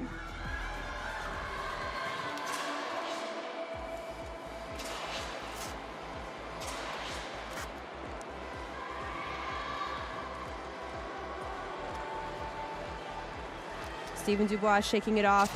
And like I mentioned, the goal here is to be present. It's funny because you think, especially after a positive result, you kind of want to ride the high. That's not true. Whether you had a positive result or a negative result, you want to come back to present, come back to neutral as fast as possible. All of these athletes have mental skills coaches that help them with these strategies to improve confidence, motivation, resilience, self-talk, and present-mindedness. Still awaiting the outcome of the video review on this race.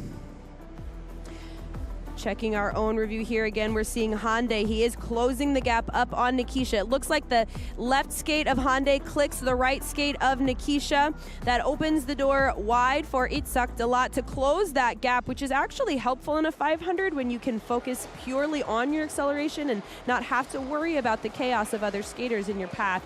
Hyundai shaking his head, clearly frustrated. Let's go to the ice and see the results. After review, we give a penalty to skater number 75 from Ukraine. Well, he is the skater that is penalised. Ole Hyundai. He knows, and he's bummed about it. So here's the thing. I don't think he was meaning to make contact. I think he was closing the gap, and then when it's the very tip of your right blade touching the very back of someone else's left blade, there's really just not much you can do about it at that point. Next of our men's quarterfinals, as we just see that review once more, and the penalty that goes against Ole Hyundai. Contact from behind, sending Denis Nikisha spinning. And a shame because he did sit out the 1500 with the intention of focusing on his best distance, the 500 meter. Only the top 2 advance. In this one, we've got Jens van 't Veld, who was 3rd in the 1500 meter final not that long ago. Liu Xiaoyang of China, Thomas Natalini, the Italian gladiator, Turn Boyer, the Dutch Lion, and Andrew Heo, the USA Eagle. Go to the side.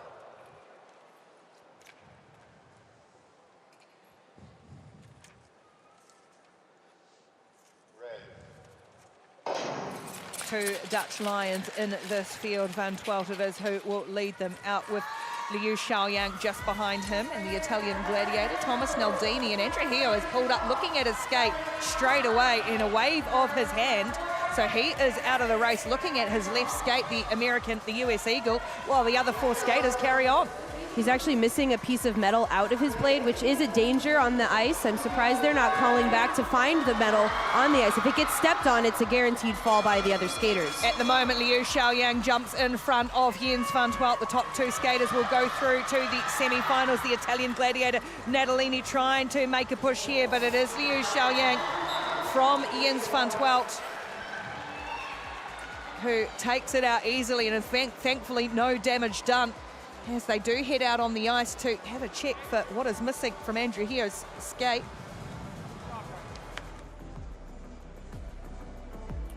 So we'll see the replay here, and we can't quite see Andrew Heo's blades, but we see the Dutch Lion in lane 4, Toon Boer, having a little stumble there. That's certainly when their two blades made contact. Excellent defensive skating there by the Dutch Lion. That is Jens van Twout defending that second position as Natalini reaches for the line, but former world champion Liu Shaoang skating away with it. And it is quite rare, even though it's common for athletes to click blades on the start, it's quite rare for a chunk of metal to actually come out. The official just found the piece of metal on the ice. If the officials had noticed that sooner, they very likely would have stopped the race, because it is a hazard to have any object that can be stepped on by racing skaters on the ice. Whether it's a fall or an equipment or something, there is no shortage of drama in these races, particularly as the intensity ratchets up a notch after a notch as we get towards the medal places and the finals. An unfortunate result for Andrew Heo, not really even being able to compete at the best of his ability. It's, you know, I have seen one person finish a race with their blades like that, but it's heroic. It's not really a thing. It's too hard when you can't trust your equipment, especially at top speed. Liu Shaoyang, reigning Olympic gold medalist in that event in this 500 metres, easing his way through to the next round. These are quarterfinals as we just wait while the ice is just checked and checked again for the first lot, the next lot rather, of skaters, our third of the men's quarterfinal. Get ready to hit the start line.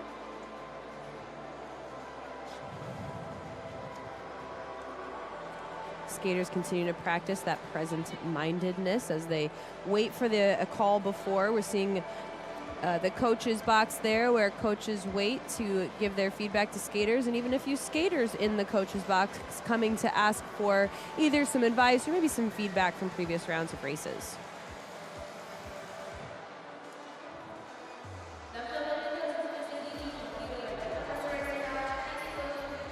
Fans here filling up the lower and upper bowl of the stadium, and here we have the final results. Here it is, confirmation. Liu Shaoyang from Jens van Twout, the top two going through to the semi-finals. Thomas Natalini, as we're looking for a maximum of the two fastest third place skaters of these four quarterfinals.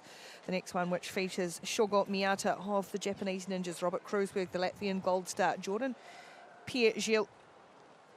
6 on the line in this race, unheard of in a 500 meter. We're about to see 2 of them in these quarterfinals. Stan Dismet and Michał Nowinski, Lorenzo Previatalik. That's right, we did have a few go through, some extras in this field.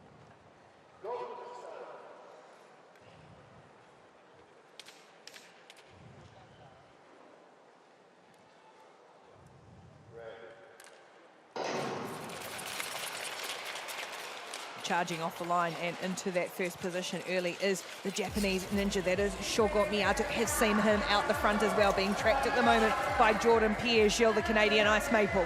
An incredible clean start considering that there were 6 on the line. Yeah, that's not a lot of room to maneuver an explosive start like that, is it, with 6 of them? It is still Japan skater Miyata from Pierre-Gilles. Oh, the Latvian trying to make a move. There's a little bit of contact between the Latvian Robert Kreuzbergs and Jordan Pierre-Gilles, who stayed on his skates. The blocks go flying, and it's Miyata still at the front from Jordan Pierre-Gilles.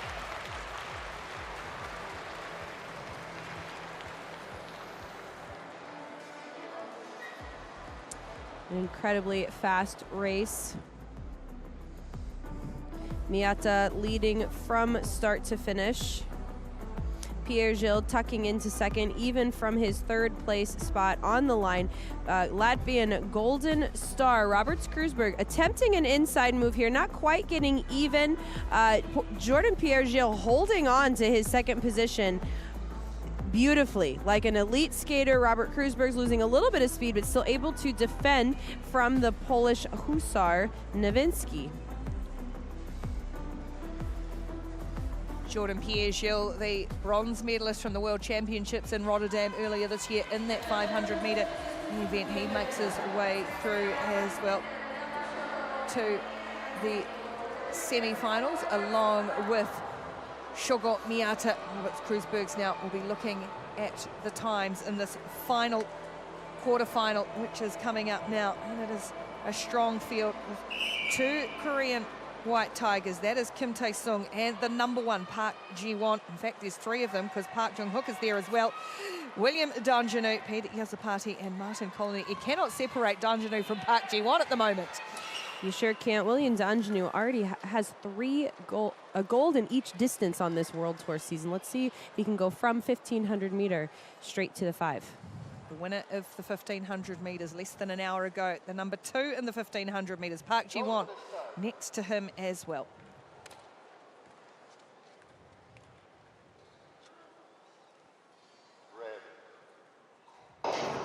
Three Korean white tigers in this quarterfinal of the men's 500 metres for the crowd to roar on. At the moment, it is Kim Tae-sung who will go away from William Danjanu, who's got two of the Koreans sitting in behind him, ready to pounce. And Danjanu cannot afford to stay in second with this field. He has to plan a pass up into first or risk being overtaken by the two white tigers behind him, and they see a break in the ice. And there he goes, he's made his move. William Danjanu again being hunted down by three Korean white tigers. Can they get on top of the Canadian Ice Maple, who is in such supreme form at the moment? Picked his moment, made his move, which is the Koreans goes with him. Oh, Park goes down. Park Ji-won goes down, taking out a teammate with him, and it was Kim, the third of the Koreans, Kim Tae-sung, who clung on to the tail of William Danjanu. But Park Ji-won and Park Jung-hyuk hit the ice in this quarterfinal, and they won't be able to progress from here. A surprising result. Neither Korean white tiger getting the opportunity for that fastest third time. Another clean start, even with 6 on the line. That's something in and of itself. Danjanu, really nice move up the inside. A little quick and some space given to him by the white tiger, Kim, avoiding contact, avoiding that shared responsibility call, and then Kim staying on his feet while his two teammates, Park and... Park and Park? Yeah. That Park and... It was the That's two their Parks. two Parks. Park and Park, Park Ji-won and Park Jung-hook. Thank Just you. to confuse Thank you. confuse the issue even more amongst the carnage. But it was the third of the Koreans, Kim Tae-sung, who did stay, not to be for the number one though. He will not be able to contest the semi-finals of this 500 metre. Remember, yeah, that was just a quarterfinal. That was just a quarterfinal, and it's really, it's kind of a shame actually to see all three white tigers in the quarterfinal, because that means we've lost 2 of the home crowd favorites. We haven't done the semifinals yet. Let's go to the ice. After review, we give a yellow card to skater number 1 from Korea. Oh, and a yellow card too for Park Ji-won, which was met with stony, stunned silence from this crowd. I am surprised to see it. I mean, Park Ji-won, I understand he's the defending champion, the defending Crystal Globe champion. He feels like he has to perform here in front of his home crowd, creating a collision with his teammate Jung-hyuk Park, getting him a yellow card. Now what that means for dangerous behavior, so he's coming up the inside, he's diving for that late inside pass, he can't hold it, his blade clicks his teammate, risking an injury there for both of his teammates actually, and then a yellow card means he'll lose his points in the distance for the competition. So a penalty means you lose points just for this round, whereas a yellow card means you lose points for the entire classification of the distance. Which will have an impact on the Crystal Globe standings. Absolutely. And he is chasing William Danjanu at the moment. Danjanu just extending his advantage into this 4th round. So Park Ji-won will have some ground to make up on his rival, the Canadian, as we move now into the B finals of the women's 1,000 metres. Well, Sandra Velsable, she's been on the podium in all 3 events previously in the 1,000 metres, has to settle for a B final.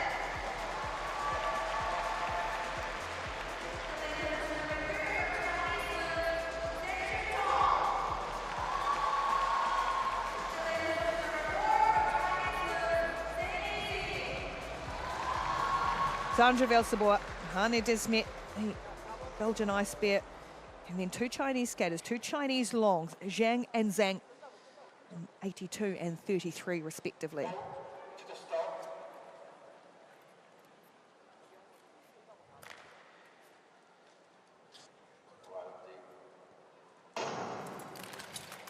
For women B final, it is Velsabor, Desmet, Zhang and Zhang, and at the moment it is Hane Desmet, the Belgian Ice Bear, who takes the first turn on the front in this 1,000 metres B final.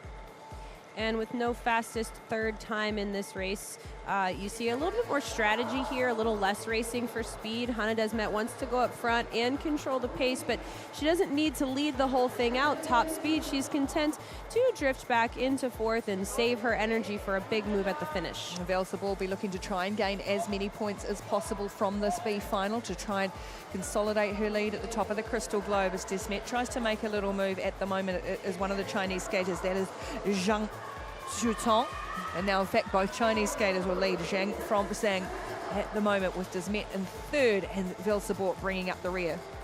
Desmet and Velsabor are going to have a hard time with this, with two Chinese skaters in the front. And so we're going to see a pretty typical strategy. This doesn't always happen between teammates. It can happen between anybody, but we see the lead skater going out wide. That helps her carry speed. And we see the second skater skating tight. That's a defensive track that helps her maintain her position. So now Hane Desmet trying to challenge on the outside. Desmet and Velsabor trying to make the move. Oh, look at the hole that Velsabor has been able to take and get her way to the front. Brilliant execution. She's going to be chased by Desmet. They've left the Chinese behind.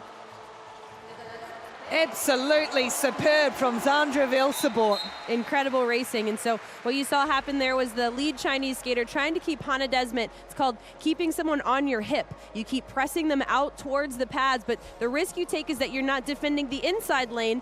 Sandra Velsabor diving in late inside pass with the inside lane wide open. She makes it with no contact.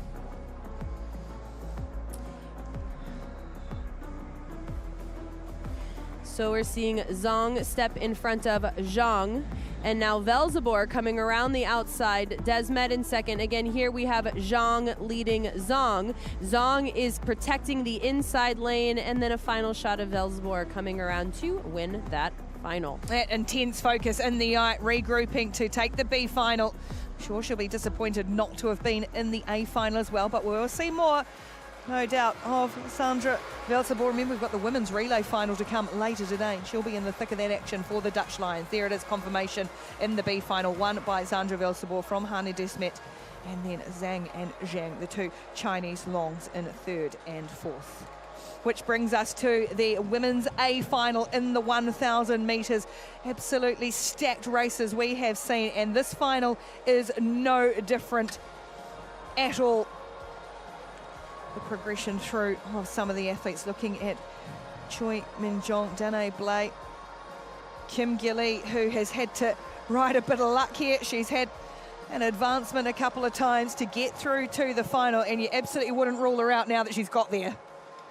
Well, Michelle's been chasing her sister down for a while now, and so it's kind of her turn to get up on top and have her own opportunity to win a medal. Yeah, Michelle Velsabor will carry the family name for the Netherlands as we see our skaters in this women's 1,000 metre final. There's the beautiful crystal globe that they are battling for.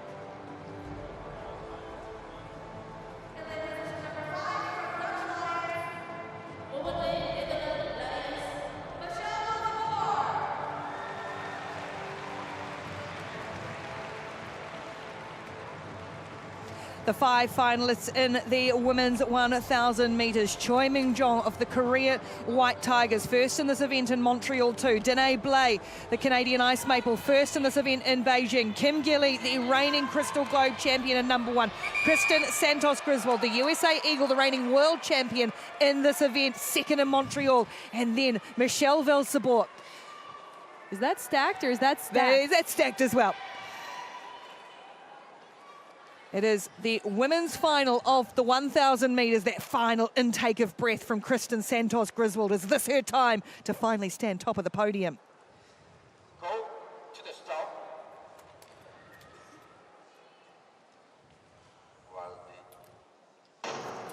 The two hugely popular Korean White Tigers in this race too. Choi Min-jong and Kim Gilly, who's had advancements through after a crash as well. But it is Michelle Velsabor who will lead out from the front. And now Danae Blay, winner last week, goes to the lead. And here's what I love about Danae Blay is she says, hey, if you're going to win, beat me first. I love that courage. I love that effort. Kristen Santos-Griswold saying, hey, I have the legs. I can control this pace. If you want me, come get me.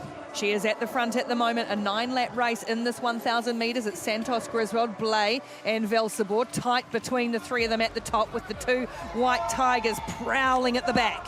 And the White Tigers are biding their time. They're going to wait for the perfect moment. Michelle Velsabor doing the right thing, being a bit conservative here. Danae Blay and Kristen Santos-Griswold passing it back and forth. Women's 1,000 metres final, just 4 laps to go as Danae Blay, winner in Beijing last week, is being tracked, and now the first of the White Tigers makes her move. That is Choi Min-jong. Watch for Kim Gilly in the white helmet coming around the outside, trying to make her move as well. It's still Blay or Santos-Griswold. A little wobble, stayed on his skates, trying to get back into it.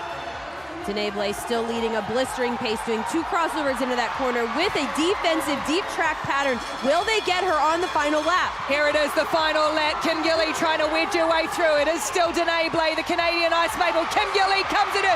She takes the lead. Kim Gilly will win on home ice. Wow, that's a race. Danae Blay still happy with her second place finish. We're seeing 2 White Tigers on the podium. No yellow dots on your screen. That means it's official. Now Kim Gilly wears the #1 on her helmet, the reigning Crystal Globe champion. Boy, she's had to do it the hard way to get through to the final. Still real joy for Danae Blay and the team, as it is Kim Gilly, Danae Blay and Choi Min-jong, the Korean White Tigers and the Canadian Ice Maple sandwich between these two. Kristen Santos-Griswold just getting edged out. Michelle Velsabor skating a great race, great strategy. Not her time for the podium yet. A really nice moment there with Michelle Velsabor and her coaches down there racing in this final. The younger sister of Sandra Velsabor, knowing that she can mix it with these absolute champions like Kim Gilly, the Korean White Tigers on the prowl. Kristen Santos-Griswold spending a lot of energy in this final, passing the lead back and forth with Blay, defending against Velsabor while the White Tigers sit in back and wait. And here's where it starts to happen as Velsabor comes up into second, pushing Santos-Griswold back into third, and now the White Tigers decide it's time to make their move. Danae Blay making it herself hard to beat. A beautiful defensive track patterns. You can see the fatigue setting into her legs as she holds her speed around the corner. Kim Gilly, being the champion that she is, tucking up the inside on the last half lap and bringing it home on home ice.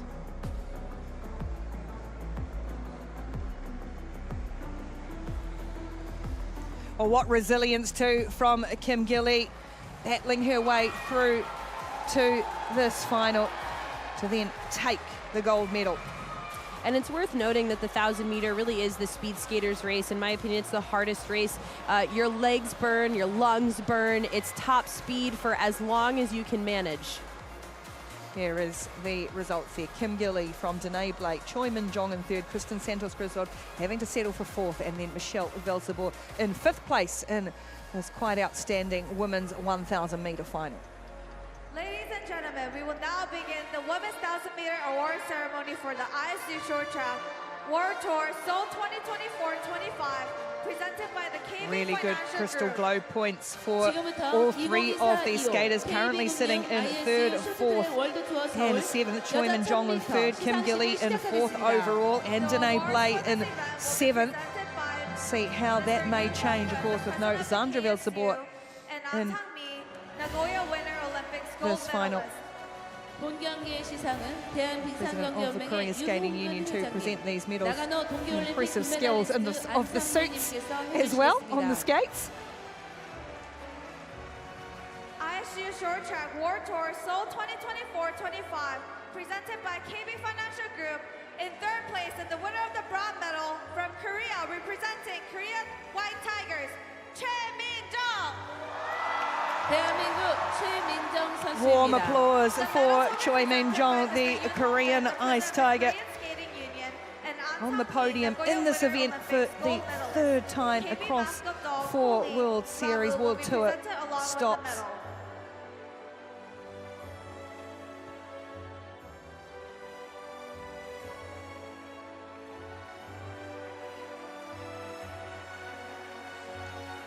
The Olympic silver medalist in this event as well, Choi Min-jong. Choi Min-jong.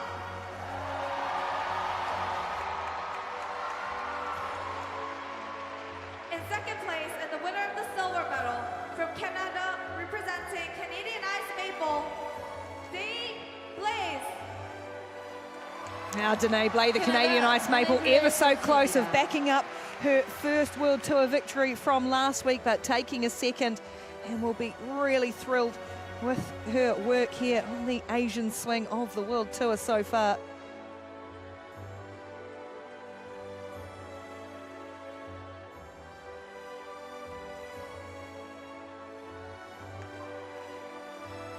Danae Blay.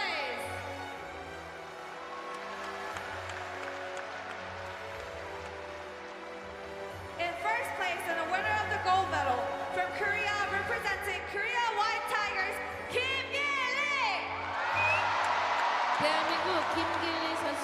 The White Tiger roars on home ice. Kim Gilly, to the delight of this home crowd, the reigning Crystal Globe champion, gets the gold medal in the women's 1,000 metres.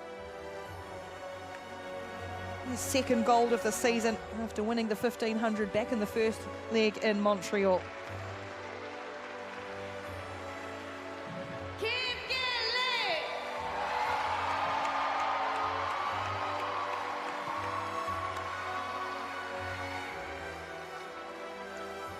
Ladies and gentlemen, the medalists.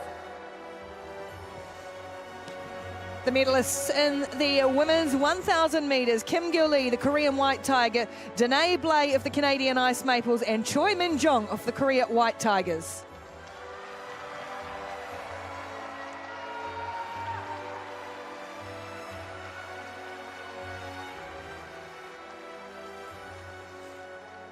With this, we will end the women's 1,000-meter medal ceremony. 이상으로 여자 1000m 시상을 마치도록 하겠습니다. Well, that concludes the second of our finals on day 2. And looking at those standings, and we see Kim Gilly moving up from 4th into 2nd now. Choi Min-jong up a spot, as well as Corrine Stoddard drops from 2nd to 4th. Kristen Santos Griswold still sitting there in 5th with Desmet behind her, but that could still change, of course, with some more racing to come over the next day and a half. We see down the numbers, Kim Breton sitting in the top 10. Alisa Confortola just dropping out for now. As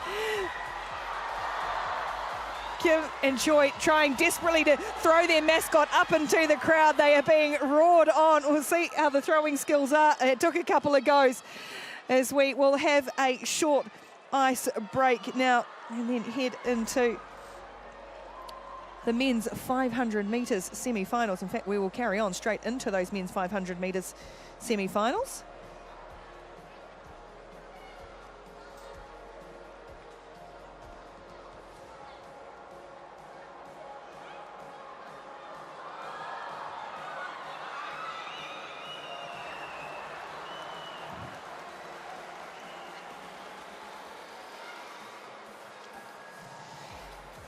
The start list for semi-final number 1 of the men's 500 metres. Stephen Dubois, the Canadian Ice Maple. Brandon Kim, USA Eagles. Liu Xiaoyang, the Chinese Luong. Itzhak Dilat, Dutch Lions. And another of the Dutch Lions, Jens van 't Veld. First and second place skaters will go directly through to the A final. Only one of the fastest thirds will advance with him. And there'll be plenty of attention on that man, Liu Xiaoyang, who's had such great success in this event in the past. Looking to replicate that again right now.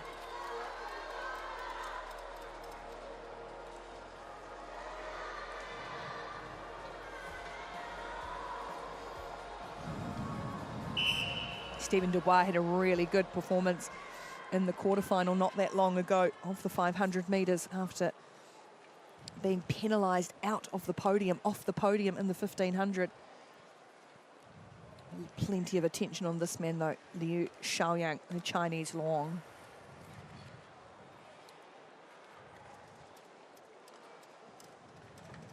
Brandon Kim flying the USA flag, and the two Dutchmen, Dilat and van 't Veld.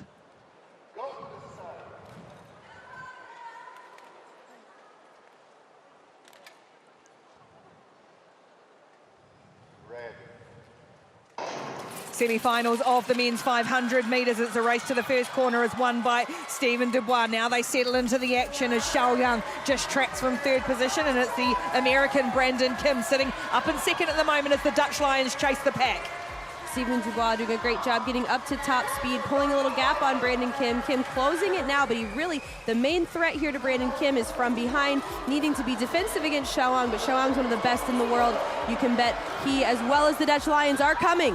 Oh, Kim just holding on. It is still Dubois at the moment, and Xiaoyang is out of it for now, but he has now made his way up to third. Top two will go to the semi-final. Dubois comfortably in the front now. The American holds on for second spot. Brandon Kim from Liu Xiaoyang.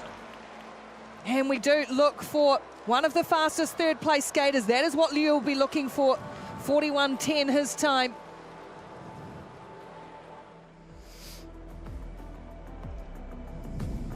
Quick start by Stephen Dubois and Brandon Kim. The entire field lines up the same way, their lane position. Now watch Brandon Kim here close this gap on Stephen Dubois. Again, the risk is from behind with Xiaoyang, but what Itzhak Dilat does here is he cuts Brandon Kim a little bit of a break. He cuts off the speed of Xiaoyang. Xiaoyang's got to pass back into third place before setting up a pass to second. Brandon Kim can hold on just long enough to secure himself a spot in the A final, leaving Xiaoyang to wait and see for the fastest third time. Fast and furious in the 500 metres. Stephen Dubois, Canadian Ice Maple, confirming that time. And now Liu Xiaoyang. We'll just have to wait to look at the clock and see what happens as the final 5 skaters in this second 500 metre semi-final, which features our Crystal Globe leader, William Danjanu, winner of the 1500 metres only an hour or so ago. Shogo Miyata of Japan, another of the Canadian Ice Maples, Jordan Pierre-Gilles, Roberts Kruisberg, the Latvian Gold Star, and a Korean White Tiger is there as always, Kim Tae-sung. Everyone here has a fast start.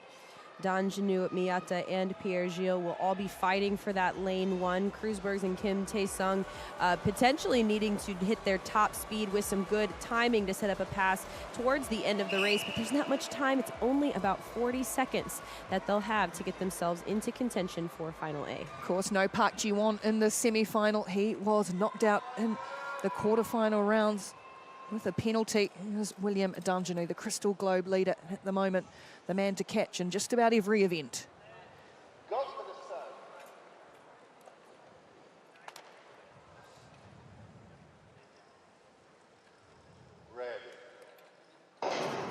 Low crouch position to explode off the line of the Japanese ninja. That is Shogo Miyata, and he has got Danjanu and Jordan Pierre-Gilles, the two Ice Maples chasing him. Roberts Kruisberg's in fourth at the moment, and Kim at the back, the White Tiger.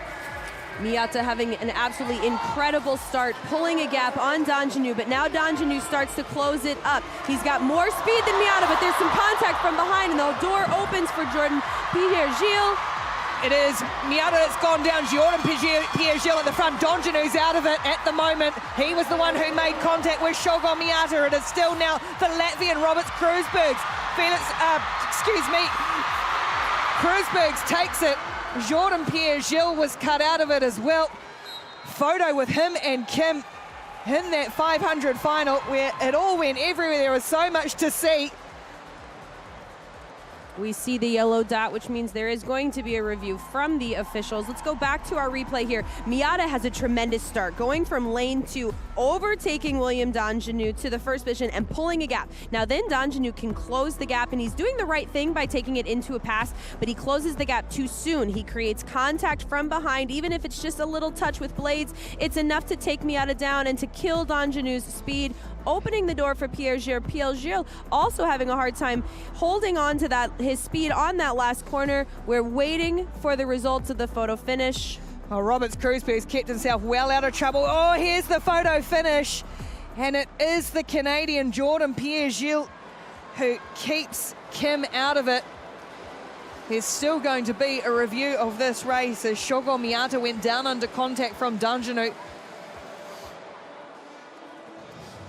Well, I guess, let's go to the ice. After review, we give a penalty to skater number 3 from Canada, an advancement for skater number 4-6 from Japan.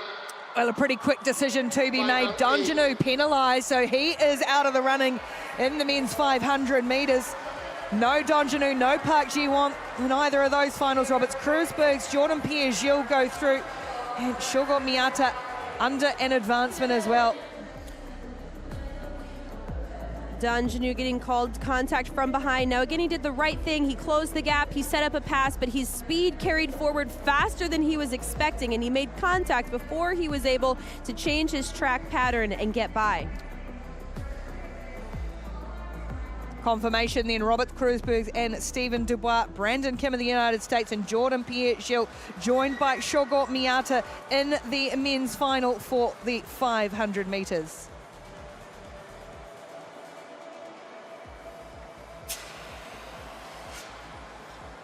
And into the B final, Liu Xiaoyang, Jens van 't Veld, Kim Tae-sung, Itzhak Delat will have to settle for the B final. Donjanu penalised from the event. All action in the men's 500 metres semi-finals. The finals of that event coming up in about an hour or so's time as well. We will have an ice reset, an ice break as well.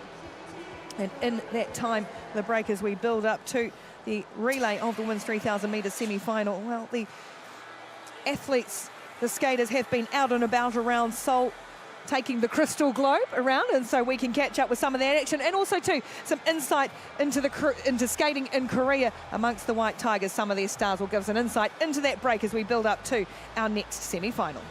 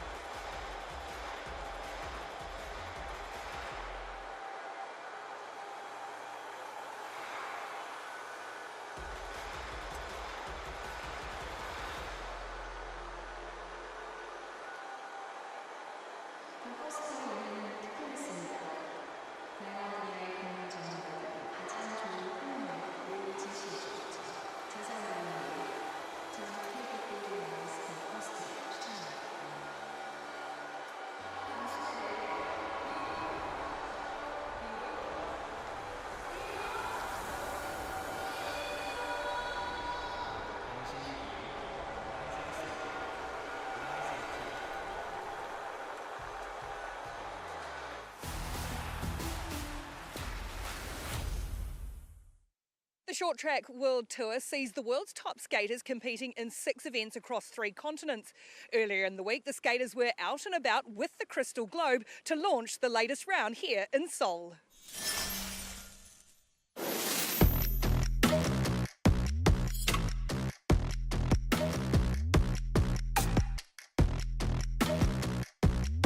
You know, it's always been known like that Korea is like one of their national sports and that everyone always goes crazy. Obviously the Korean team is always really strong, so they always do well in front of their home crowd, which makes the noise just even more. The ice is really cold, I'm not gonna lie, but the crowd is amazing. I think they love short track speed skating and we can really feel it on the ice, so it's really exciting. Had a good weekend in Beijing, winning my first medal.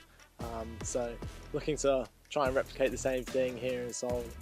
I mean, it was an amazing weekend with my best result ever, and I had a great time there. Yeah, it was amazing. I mean, we had the world record at the mixed relay, then the gold medal at the 1000, which was my first gold medal this year. Well, actually, in all my life. So, and after winning with the girls, so it was really amazing, and I'm really excited to skate now this weekend. 我觉得在上一周的这个比赛里，我自己的这个个人和我们团队的这个比赛很让人兴奋，然后我希望在这周的比赛里还会有一样的表现。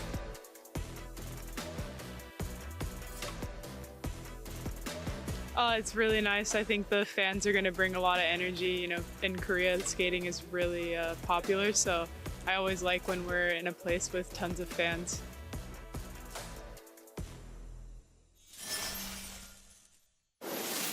Skating in Korea is such a big deal. Catherine, tell us what it's like to skate inside this Mokdong ice rink. Well, this ice rink is well known as the coldest ice rink on the World Tour stop. Athletes are having to wear full winter parkas all the way up to and immediately after each race, which is a challenge to keep the body warm and ready to compete at top speed. As I said, it's a hugely popular sport here. These skaters are massive rock stars of the sport, of the country, but we wanted to get a little bit more insight, so let's catch up with some of the Korean White Tigers. It's going to be Choi Min-jong taking this one. Wow. Park Ji-won strikes back in Beijing. Oh, goodness. 한국에서 그 쇼트트랙은 동계 스포츠 중에 가장 인기 있는 종목이라고 말할 수 있을 정도로 정말 유명한 종목이라고 생각을 합니다. 아무래도 그 한국 선수들의 강한 정신력과 좋은 체력들이 좋은 성적을 낼 수 있는 비결이라고 생각을 합니다.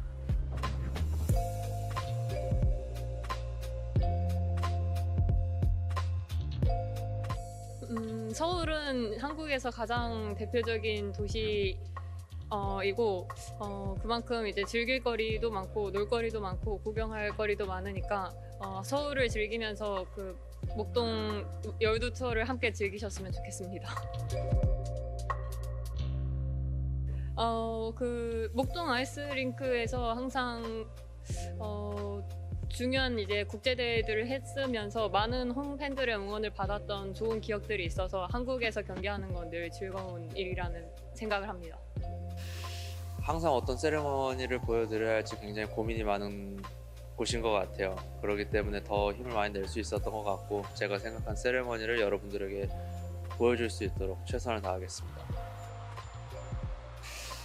제 기억에는 2023년 세계선수권이었던 것 같아요. 그때 저에게 처음으로 세계선수권 1500m에서 금메달을 딸 수 있었던 공간이기도 하고 가장 홈 팬들의 소리를 많이 들었던 곳이기도 합니다. 그렇기 때문에 언제나 목동은 저한테 좋은 기운이 있고 그렇기 때문에 더 홈그라운드에서 힘을 낼 수 있었던 것 같아요.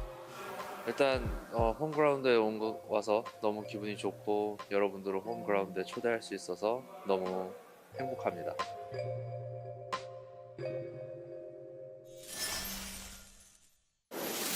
Great to get some insight from two of the absolute superstars, Park Ji-won and Choi Min-jong. What makes these Koreans so strong and so dominant over the years? What makes the Korean team so dominant is their depth. It is oftentimes harder to make the Korean national team than it is to come to the World Tour stops and win a medal. You mentioned the depth of their squad. How do they build that so well to create this production line of great skaters? Well, because speed skating is so popular here in South Korea, they really have the best grassroots development program of any country in the world. You can go to any ice rink around the city of Seoul here and see hundreds of skaters lined up skating around in a pace line, from little kids to older adults, everyone enjoying the sport. And those fans, I'd imagine, are going to be absolutely into it this weekend. Absolutely. The fans here in South Korea are really committed. They make their athletes feel really special. Hopefully you get to see in the stands the signs, the yelling, and just the camaraderie of the sport, everyone coming together, hoping to see the best races on ice. They were probably a little bit quiet last week in Beijing. They'll be expecting big things here on home ice, though, I'd imagine. Absolutely. The South Koreans have been saving their best effort for this weekend. They want to perform at home. And remember, all of the Asian teams have to peak this year for the Asian Games in February. Well, let's get back inside and back into the action.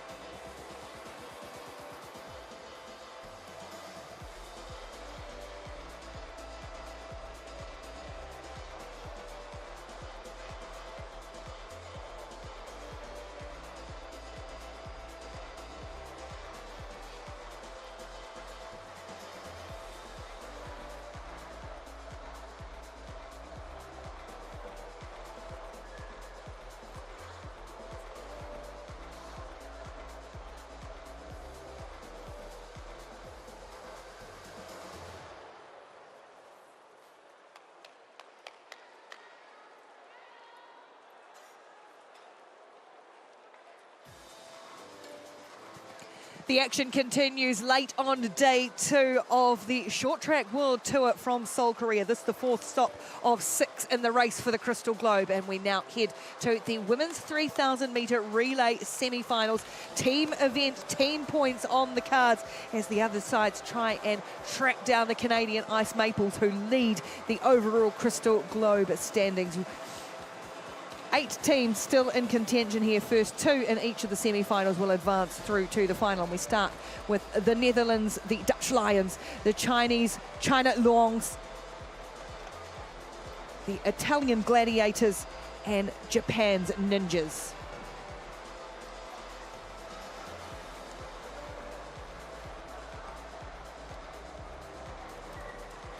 Michelle Vilseboer, who has already raced a final today in the women's 1,000 metres. The Italian Gladiators with their name, there it is, Fontana on the back, the legend of the sport. As our skaters line up, it is Michelle Vilseboer who will lead off for the Dutch Lions. Wang Xinran for China.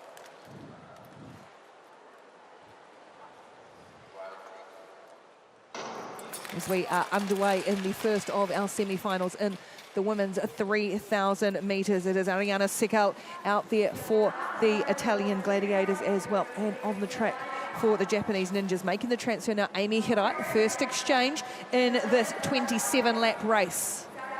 There is no time standard in this race. We are just going top 2 to A final, 3rd and 4th to B final. So we will see this be a little more tactical than what we saw yesterday.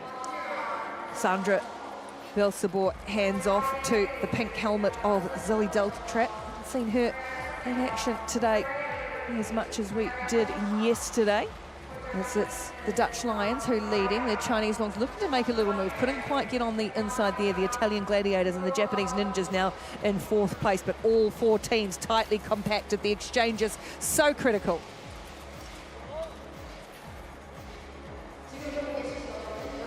The hardest position to skate in the relay is the 4th position, and that's mainly because you have to fit 8 skaters on the corner exit of a track. So as they come around here for the exchange, we're looking for good timing. It should be seamless, effortless. As one skater finishes their crossover, they should be pushing into the receiving skater as they begin their straightaway stride. Fan Qixin out there for China, getting ready to make the exchange to her teammate now.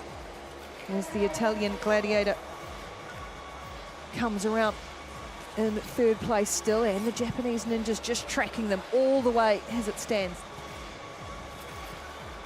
Van Oerschaet taking over for the Dutch Lions, stepping into lane 1. An attempted move by the Chinese Longs, number 82, Zhang. She can't quite make it. She did the right thing backing off. It would be better for them to try to time a pass off of an exchange. Still Vilseboer now for the Dutch Lions, as they have led from start to finish, and the sisters change over once more, just dictating at the moment on the front. No real move or attack from any team trying to set something up as yet. Ariana Fontana is on the ice. However, I don't anticipate her team making any big moves until the finish. They'll probably save her for the final 2 to go to try to move up into the qualifying position for the A final. Zoe Deltrapp being tracked along by the number 17 of Gong Li for China. Now Italy tried to make a little move. Really good transfer, trying to get around the outside here as the Chinese go forward. The Dutch fall into 2nd place. Ioriati trying to make a move on behalf of Italy. Let's see if she can push to the pass off the exchange. They try for it, but it's not done well. We'll have to wait and see if that pulls a penalty or not. It's pushed the Dutch to the back, and yes, there is a yellow dot on the screen, a video review of that move from Italy, which forced the Dutch out of it. They now have to do a whole lot of chasing, as it is the Chinese Longs leading on the front of this race as the tempo starts to go up a notch with Fan at the front. And you notice the track stewards in the gray sweatshirts with the black pants replacing the blocks as these athletes come around and kick the blocks. It's absolute chaos trying to reset the track with 16 skaters out on the ice. They're doing a seriously good job, the young volunteers, as well as we now have a second video review on the board as well. Now China taking control. It is Zhang, the Italians chasing. Another one's gone flying as well. Blocks everywhere, skaters everywhere. Italy goes to the front. And now coming around for the Italians, Ariana Segal still being chased by China again. There's been a lot of lead changes in this one. The Dutch trying to keep up with that as well, as Sandra Velsabor almost to the front but gets herself into second. Gritting the teeth does the Crystal Globe leader as she tries to chase down the legend Ariana Fontana on the bell. It is Italy from the Netherlands, and now China, a little touch, some contact. We've had one of the reviews cleared. The Italians are going to take it. China chasing the Dutch, a stretch for the line. It was China just ahead of the Netherlands in second place. Italy take first position. We still have another 3 video reviews to check. 1 cleared and another 3 to come in this all-action women's semi-final relay. Good luck sorting it out. That's right. That's right. So many things to review here in this race. Let's go back to the video. Sandra Velsabor looking cool as a cucumber coming around the turn.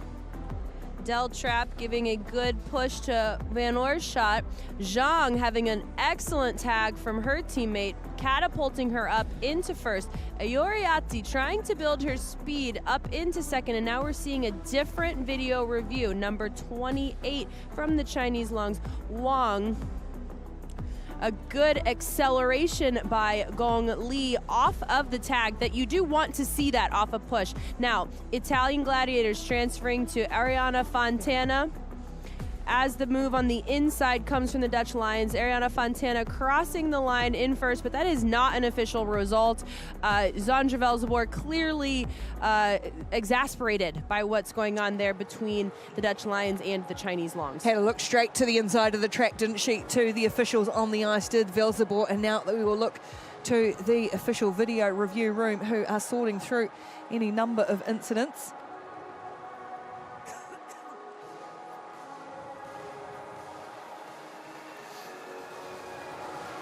There's a special amount of pressure that comes onto each teammate in the relay because just from experience, there's a bit of desperation to want to do your part, a willingness to push yourself, but also an awareness that, hey, if there is a penalty, you kind of don't want to be the person on the team that drew it on behalf of everyone else.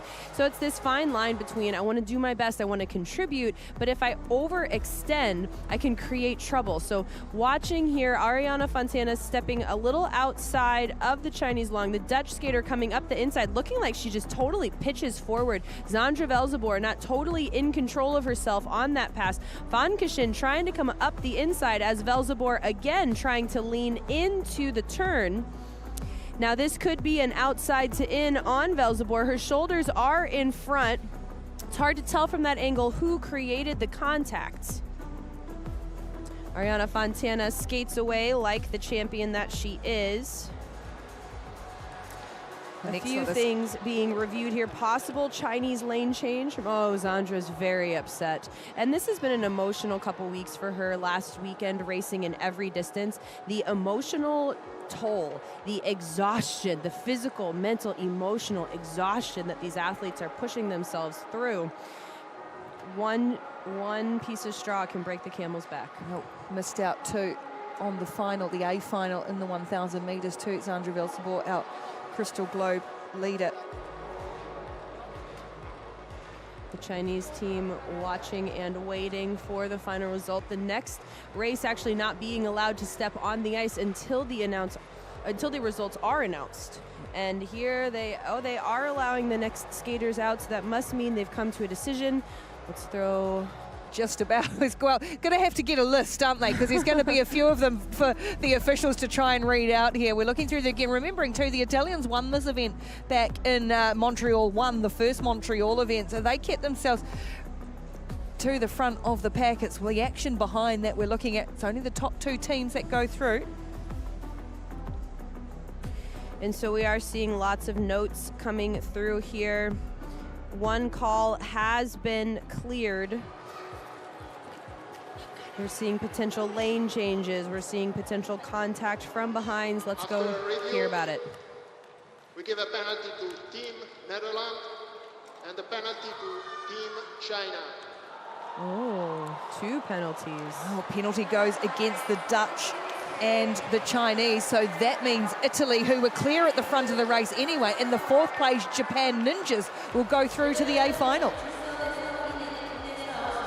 We'll wait to see the official video review and the final call.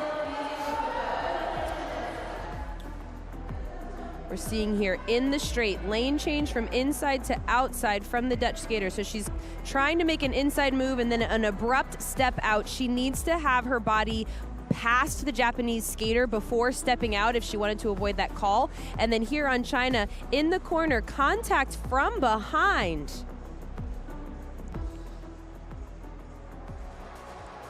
Well, so what it means here is a despondent look on the faces of the Dutch team, as they will not race in the final of the 3,000 metres. We're going to see who's going to join. The other sides in there, though: Canada, Kazakhstan, the Korea White Tigers and Poland in our second women's semi-final, the 3,000 metres.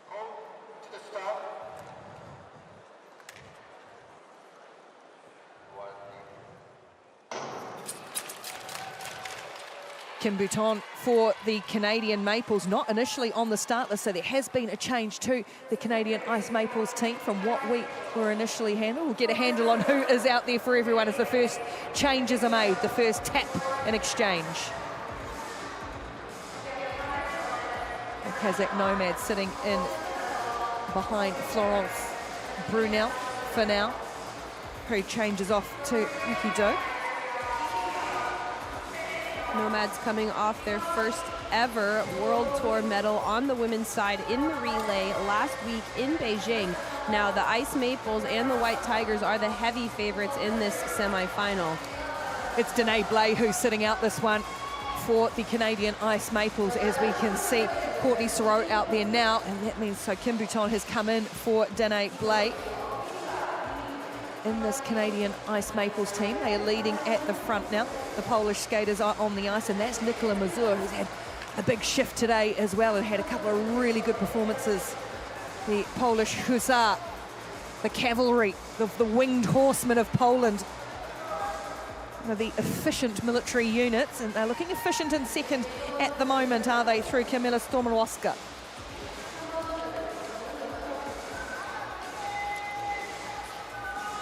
Canada 1, Poland 2 now. A little move comes up the inside. The first from the Korea White Tigers to shift up into 3rd position. A nice little move it was too from Lee Sui-yan as she tags off. And so there are 4 skaters on each team in the relay, each playing a different role at a different time. Right now we have the active skater coming into an exchange and a new active skater on the ice. Now, the skaters who just finished the exchange become the resting skaters. They've got their hands on their knees, recovering for their next time out. After they've recovered, they'll go to the inside and start building speed. When it's their turn again, they'll start building speed onto the track to become the active skater once again. Pretty handy active skater for the Korea White Tigers out there now. Choi Min-jong backing up from her efforts on the podium earlier in the 1,000 metres. Kim Gilly sitting out this relay at the moment. It is still the Canadian Maples with Ricky Doak on the front. Canada from Poland, Korea and Kazakhstan. The Ice Maples, the Hussars, the White Tigers and the Nomads. I do expect the White Tigers to get out of that 3rd position and up into the top 2. No Do-hee setting up a pass here. Will they be able to squeak by on the exchange? Yes. Oh, no, never mind. Just about, but not quite for No Do-hee. Still the Canadians dictating on the front end, opening up a bit of a lead and getting a really good tag off on the Canadians. But now the crowd will roar because the Korea White Tigers also made a good move on the exchange. Choi Min-jong trying to track down the Canadian Ice Maple in front of them, which for now is Ricky Doak.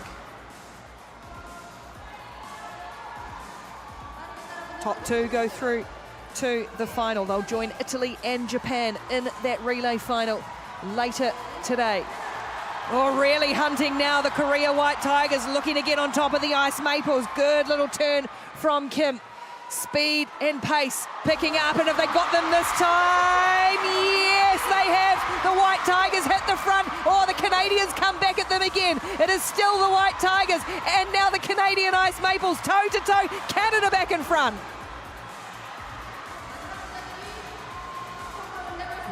Lead changes in this hectic helter-skelter relay racing.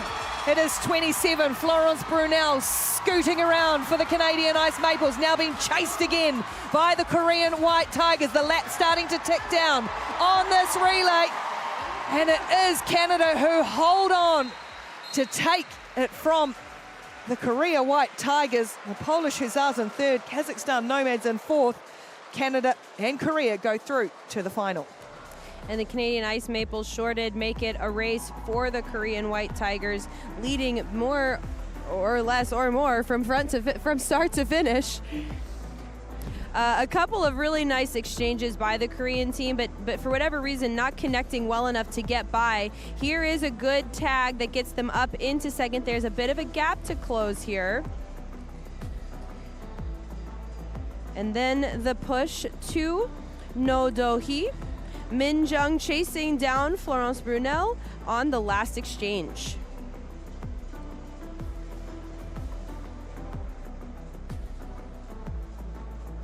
What's really incredible about these Canadian Ice Maples is that it's kind of expected that you can win some races when you're on your home ice, but to come here to Asia and to truly and genuinely compete with the Korean White Tigers on their home ice in front of their home crowd, it shows the Canadian Ice Maples a new level of fitness, a new level of technique and strategy from that team. Confirmation of the results then of the women's 3,000 metre relay semi-final. Canada taking it just from the Republic of Korea.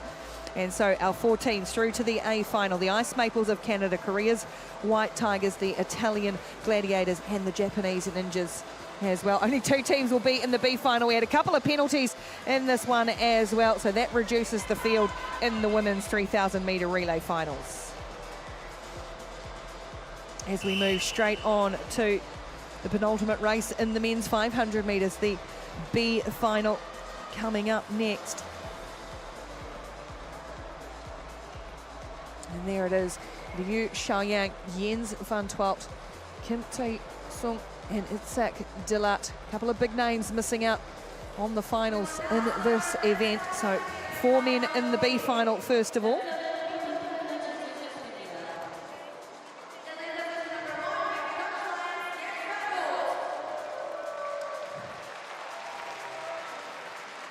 And it is first of all, well, I say there's going to be, first of all, a roar of the crowd for Kim Tae-sung, the Korea White Tiger. Jens van Twalt welcomed onto the ice, and then the third skater, Itzhak Dilat, because I say there were 4 in this race, but there is now, in fact, 3. There is no Xiaoyang Liu in this B final.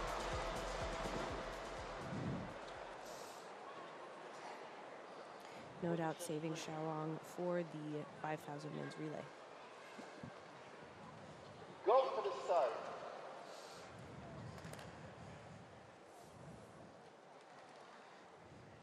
Ready.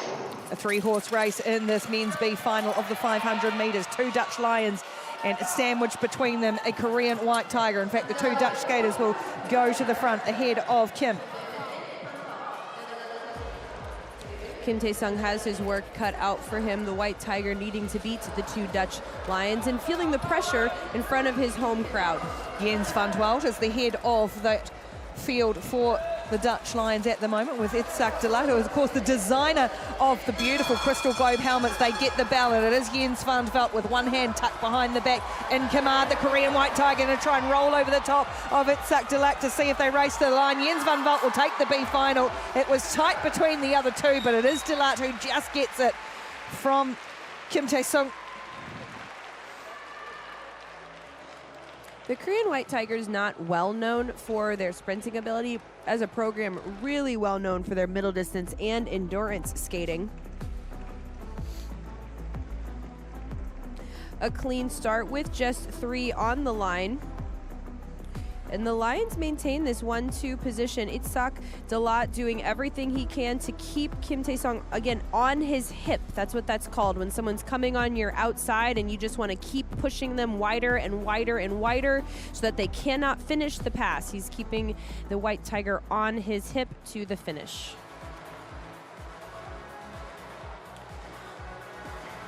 The results of the B final then for the men. Liu Xiaoyang not starting this one. It's Jens van Dwelt who takes it from his teammate Itsak Dalat, and then the Korean Kim Tae-sung.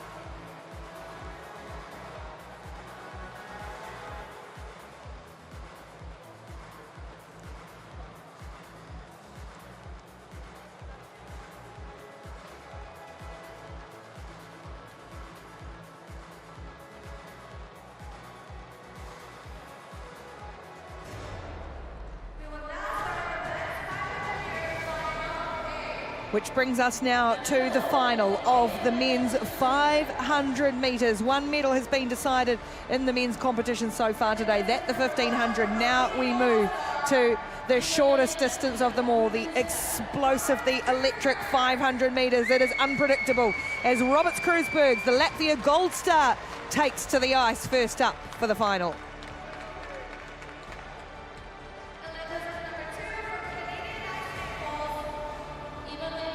Second in Montreal 1, first in Montreal 2, second in Beijing in this event. Stephen Dubois penalised off the podium in the 1500 metres just an hour and a half ago. Now looking to make up for that with a second place in this final in the 500 metres.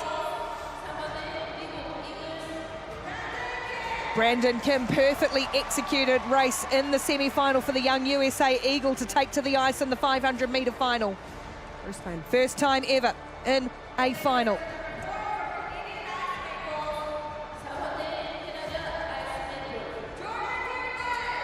The Ice Maple, Jordan Pierre-Gilles, third in the World Championship in this event in Rotterdam earlier in the year. One of two Ice Maples on the ice.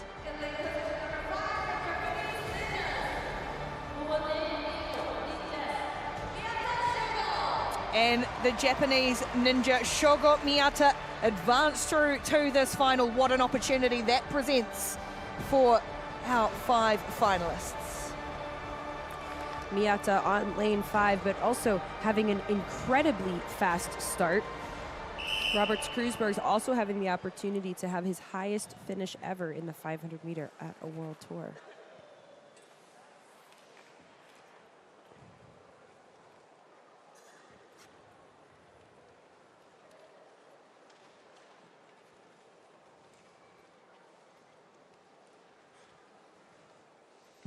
Kruisberg's Dubois, Kim, Pierre-Gilles, Miyata for the 500 metre final.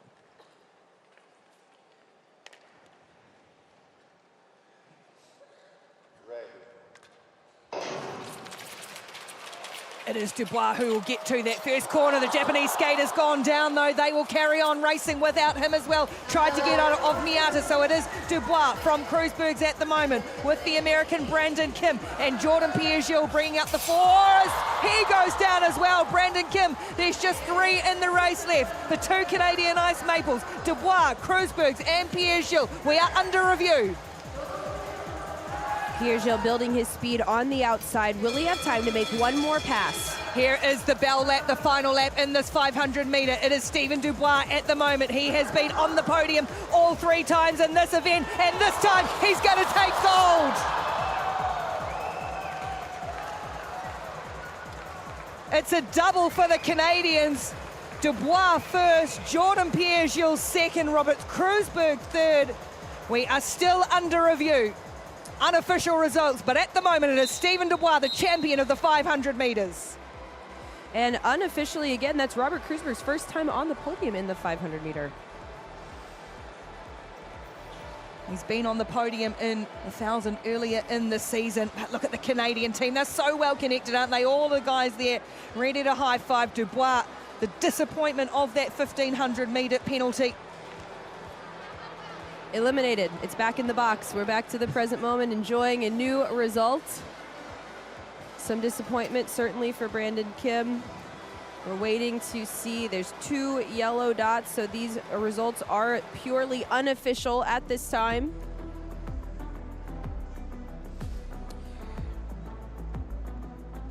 Kreuzberg's dropping from first down to second off the start. Miyata going down, seemingly on his own. Referees choosing to make no call. Brandon attempting a defensive move. So here's what he's doing. He's cutting across the inside track at the same time that Pierre Gilles trying to complete his pass. Will have to default to the officials to see if there's a call or potentially shared responsibility. Wait, Jordan Pierre Gilles. Oh, there's a real tussle on the line as well. Showed some power. Maybe some question marks there. Even their arms are tangled up coming around the final turn as they dive for the line. The man at the front of it all, though, the number 2, he stayed well clear and he really did dictate this race, Stephen Dubois.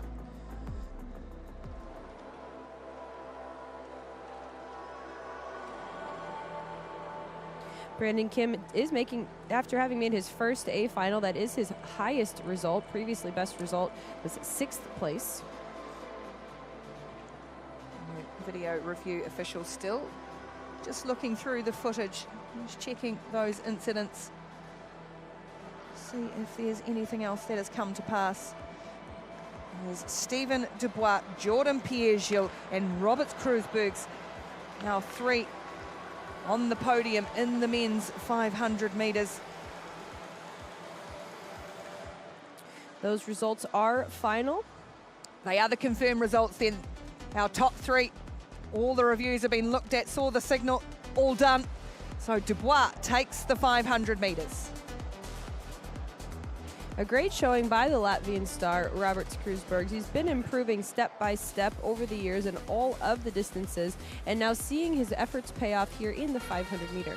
Third medal of the season for him now across each of the disciplines. 500 meter award ceremony for the ISU Short Track World Tour Seoul 2024-25, represented by KB Financial Group.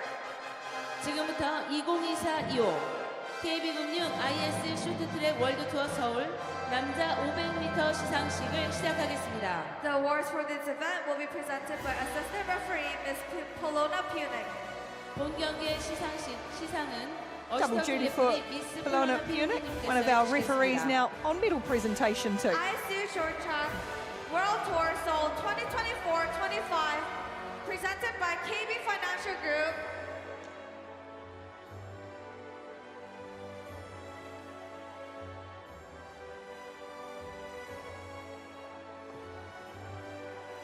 In third place and the winner of the bronze medal from Latvia, representing Latvia, Robert Kreuzberg. A first medal in the 500 metres for Robert Kreuzberg of Latvia. He was silver in the 1000 in Montreal 1, silver in Montreal 2 in the 1500 metres. Now getting a medal, a bronze medal here in the 500 in Seoul.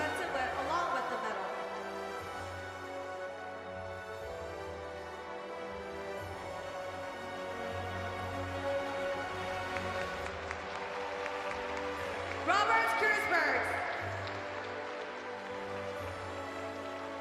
In second place and the winner of the silver medal from Canada, representing Canadian Ice Maples, Jordan Pierre Glaze. 캐나다 조던 피어즈 선수입니다. Canadian Ice Maple on the podium once more. Jordan Pierre Gilles, his second medal of the World Cup season, to go with bronze in the 1000 metres in Montreal 2. Jordan Pierre Glaze.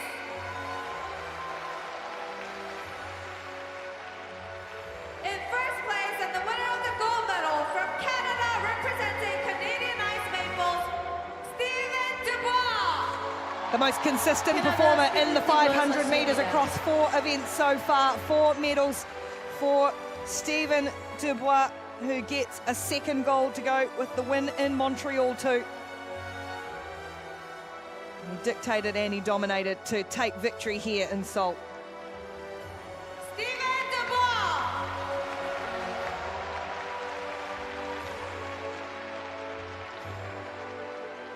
Ladies and gentlemen, the medalist.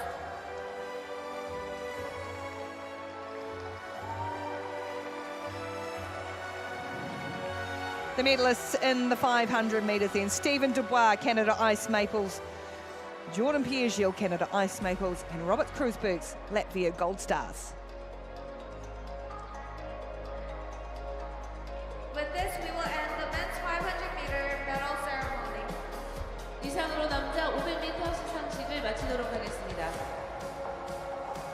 The standings then in the men's crystal globe after the 500 metres. We saw Stephen Dubois make a jump up in position. It's still William Dongenou at the front and with a healthy advantage. Still more racing to come here though.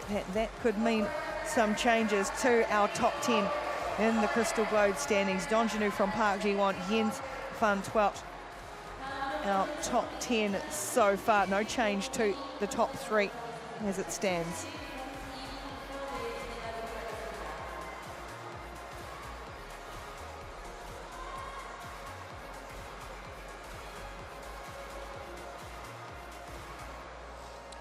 So another ice break here, a reset of the action before we get into our women's 3,000 metre relay finals. A short break, more information, entertainment coming your way, and insight into skating in Korea during the break. And of course, the Crystal Globe's been out and about with the stars of the show, our skaters of the short track world tour. But the women's relay finals coming up in just under 15 minutes time.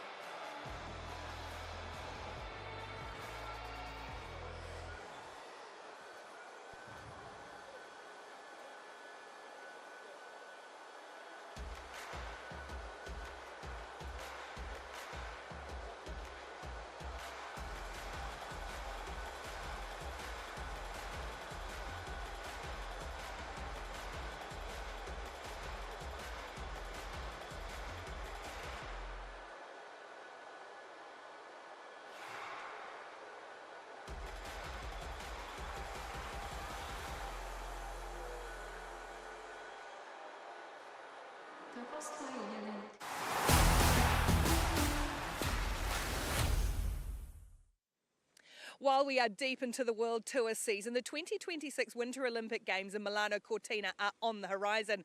It promises to be a truly special occasion for the Italian legend Arianna Fontana, who will be competing in her 6th Olympic Games, and she's got eyes on both short and long track. Catherine went up and caught out with her this week.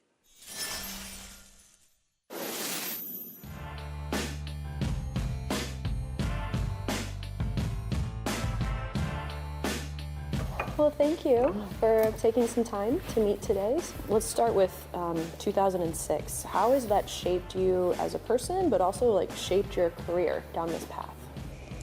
Well, I think that during the Olympics in Torino, I had no idea what was really happening. You know, I knew I was in the Olympics. I knew how important it was. You know, it was my dream. I wanted to be there, but I think I was too young to really understand the importance of the moment and also the importance of the medal that we won in the relay. And I realized that after a while, you know, I went back home. The city threw like a big party. Everyone was there. So in that moment, I was like, okay, so what I did, I was able to share with them something. And I think that's what I remember the most from the Olympics in 2006. So you've won medals in 5 consecutive games, and you have the 5th most Winter Olympic medals out of everyone in history. Not bad. That's pretty great. Yeah, that's pretty good. I didn't know that. I didn't know that, so it's pretty cool. You didn't know that? Oh, wow. That's great. So how much pride do you take from that and just having a successful career? Yeah, I mean, it's not something, all those numbers and records, it's not something that I really think about, but every time somebody talks about it or brings it up, like I remember like seeing a video of my dad after I won my last medal at the Olympics in Beijing, and he was crying, and he was like, my baby, she has 11 medals at the Olympics. He was crying. I was like, when I saw it and I heard 11 medals, I was like, 11. It's a lot. It's really special what you've done. But yeah, I'm really happy with what I've accomplished, and I've been also really lucky throughout my career. You know, not so many big injuries, and I've been healthy and all that. So I'm really grateful. When you're not skating and competing and breaking records and doing all the things you do, what do you like to do for fun? For fun, well, when I'm not skating, that means that I'm on vacation, hopefully. I like to take some time off, go to the beach. Anthony and I like to go fishing, so we try to do that. Like, we try to schedule always a trip to go fishing tuna. We rent a charter, we go out, catch a lot of tuna, so it will last for the whole year. But yeah, and then most of the time it's more like catching up with family and friends. And how do you keep your training fun even after 20 years as an Olympic athlete? Right now I'm more focused on what I'm doing. You know, I started also doing long track speed skating, so we're trying to see where this goes. For this season, I feel like it's already been a success by being able to compete also at the workout for long track. And what have you found so far that's similar between the two, and what's different that maybe you weren't expecting? I guess the race vibes that I feel are kind of the same, even though, like, you know, short track I'm racing against other girls, and on long track you're on your own. But once I'm on the ice at the starting line, you know, I try to focus and get into the race mode that I know and the feel that I know. Then I try to find that also on long track. So going into 2026, I assume your goal is try to do both. When will you decide if you have to give one up, or have you thought that far ahead yet? No, because I don't want to give up both. But yeah, so the goal is to get to Milano Cortina and compete in both. And you know, for sure, for short track, it's what it's been for the last 3 Olympic Games, find my way to all finals. And then at that point, think about medals. After we won the bid for Milano Cortina, I started to think more like what I could do to give back to my country that gave me so much throughout my career. And I thought, why not? You know, the long track could be a thing, and if I can really be good enough, strong enough, fast enough to help the other girls to qualify, to feel the pursuit at the Olympic Games, and you know, you never know, maybe have also a chance to win a medal in that event. It could be something good, not just for me, but like I said, something for the country.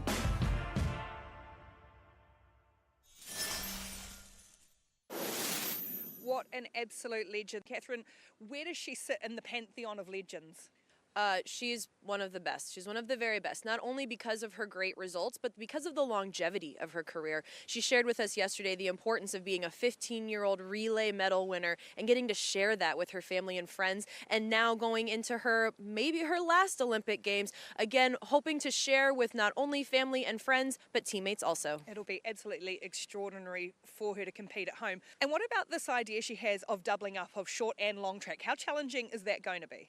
It's going to be extremely challenging. Not only is the equipment very different between both disciplines, but so is the style of racing. What's most impressive is Arianna's attempt to help qualify the Italian women's team for the team pursuit. What an absolute legend. Right, let's get back inside for the final session of the day.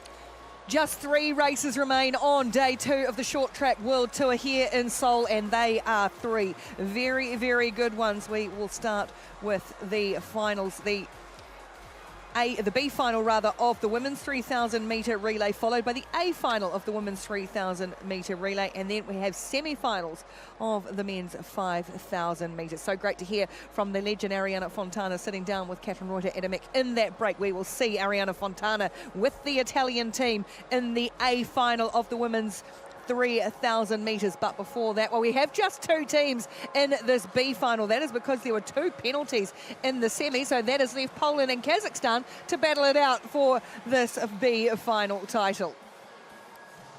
So there won't be a lot of stress between these two teams in this race. We'll see if they decide to kind of push the pace and turn it into a training opportunity, or if they keep the pace slow and decide to go for more strategy. The Kazakhstan Nomads coming off of a bronze medal performance last weekend, now in the B final. We'll see what they have left in the tank. Also, you're going to try and get your athletes through at this late stage of the day in a B final with just two of you. You know, think of the bumps and bruises for these skaters who have to come out tomorrow as well. Gabriela Topolska onto the ice for the Polish Hussars, and it's Jana Kant for the Kazakh Nomads. In the B final, just the two teams, the Polish Hussars and the Kazakh Nomads, and makes it a whole lot easier. There's only 8 skaters out there in a relay.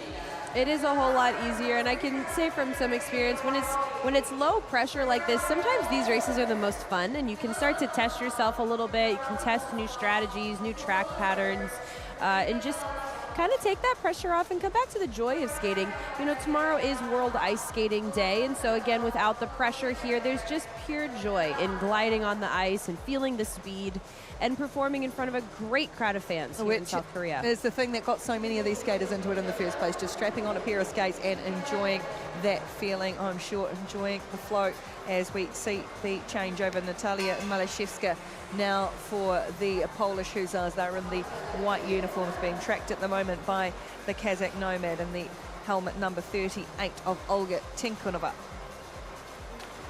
Nice and clean at the moment, nobody taking any risks, no need to take any risks in a B final with just two teams. As I say, a reminder, the Dutch and the Chinese were penalised out of this race, or out of contention in the women's relay. That's why we've just got the two teams in this B final. Both teams will be coming back tomorrow for more individual races, and there's also the mixed relay tomorrow.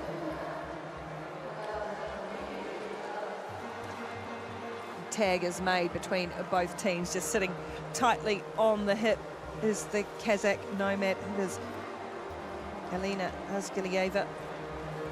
Nomads known for their resilience, their knowledge. They're tough people, the Kazakh Nomads, tracking the Polish Hussars with just 11 laps to go. Malashevska leading now. She's well known for her abilities as a sprinter, and this distance is considered a sprint distance. Even though it's 27 laps, each skater only skates about a lap and a half at a time. The starter and the finisher will take 5 exchanges. The third and fourth place skaters on each team will take 4 exchanges. A little bit more pace starting to come on now as the laps start to tick down, and they still want to show that they are here to race. It is not just a training run for these two teams. Some national points and pride, of course, national points for the Team Crystal Globe standings, both teams making the exchange. We haven't seen any passes or an attempt to really as yet from the Kazakhstan Nomads. And remember that relay points count as triple points towards those team standings in the Crystal Globe running. Malashevska it is again for the Polish Hussars, and Olga Tinkunova, she switches off to the pink helmet of Jana Kant. Seen a few of those dazzling pink helmets out there on a couple of the skaters various times. Gabriela Topolska into the action and making the change for Poland. Just 8 laps to go now. Poland picking up the speed. Kazakhstan may have missed their chance to make a pass if they were going to make one in this event. It's getting stuck in behind the Polish team at the moment, controlling things at the front. The Poles. Time starting to run against the Kazakhstan team. It was Martina Zhumanisova, who is out there in 68 rather, for Kazakhstan. And now we just about see a chance there, but again it closes again, and Poland start to stretch their advantage over the final couple of laps. Gabriela Topolska again, and it is Jana Khan. Another transfer being made, and this time they do get him well. Time was just about running out, 2 laps to go, and the race well and truly on. Kazakhstan does get in front, Poland trying to fight back. Poland taking it back with Kamila Stormarowska. Well, no passing for the best part of 24 laps, and now we get it right at the end, and it is Poland who take it in this B final. So not the most exciting of all the races in short track. There's a fine balance here where you do want to come out, you want to get experience, but energy management is a big name of the game at these World Tour stops. Skaters are doing so many races within a 3-day span. They're doing 2 3-day events over the course of 2 weeks, not to mention the training load leading up to these events and the travel. And so sometimes you're just so tired, you just kind of want to get out there and skate.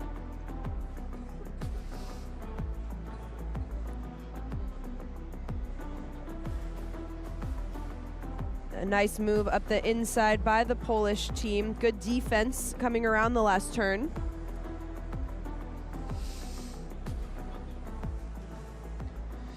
A cavalry of the winged horsemen on the front of the Polish Hussars racing suits as they take out this B final over Kazakhstan. Just to say, just the 2 teams in that B final as we now gear up for the women's A final in the 3,000 meter relay.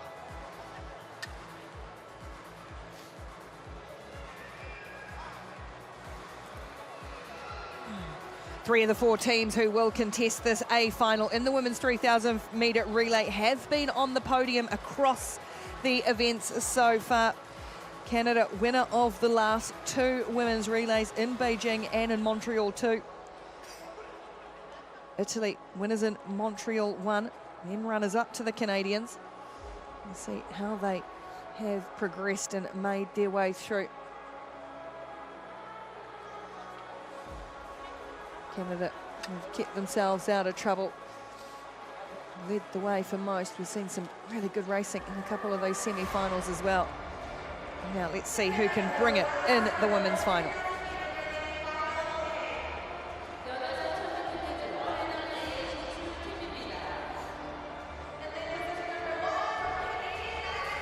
The crystal globe sits to the left of Kim Bouton, who gives us a big wave. The Canadian team ready to hit the ice. Bricky Doak fully dressed, as all good alternates should be at this point, just in case there's a last-minute flare-up of an injury, some problem with equipment, or what we saw last week in Beijing, a fall during the race, the alternate having to step on for the reskate. Yeah, Ricky Doak raced in the semi-finals. So Courtney Siro, Danae Blake, Florence Blurnell, and Kim Bouton as the Republic of the Korea, the White Tigers, are roared on to the ice. Kim Gilly comes in for the final. Shim Soo-ki, Choi Min-jong, and No Do-hee.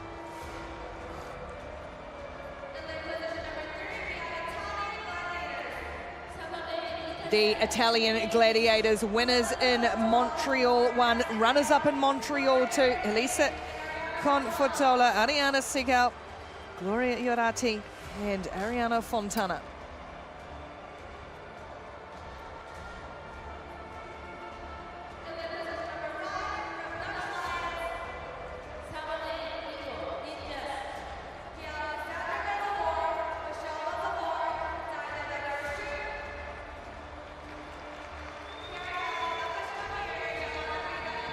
The Japanese ninjas of Amy Hirai, Mirai Nakashima, Rina Yamana, and Ki Kurokawa. And a late change has happened for this A final. The Dutch Lions, who were penalised in the semi-final, kept out of things, now suddenly have been advanced into this women's A final in the relay. So that is Sandra Velsabort, Michelle Velsabort, Tina van Oorschot, and Zoe Deltrat. This is a really late change to this final lineup. sending messages out now trying to figure out how did this happen, because there was a confirmed penalty for the Dutch Lions. The penalty must have been overturned, which is exceptionally rare in the sport. Well, on the revised start list, it says a late advancement for Team Netherlands, perhaps an appeal of the previous decisions, and they will race this final. So we have 5 teams in this women's 3,000 metre relay final. Hang on to your hats. Canada, the Ice Maples, the White Tigers of Korea, the Italian Gladiators, Japan's Ninjas, and the Dutch Lions getting a reprieve to come into the A final.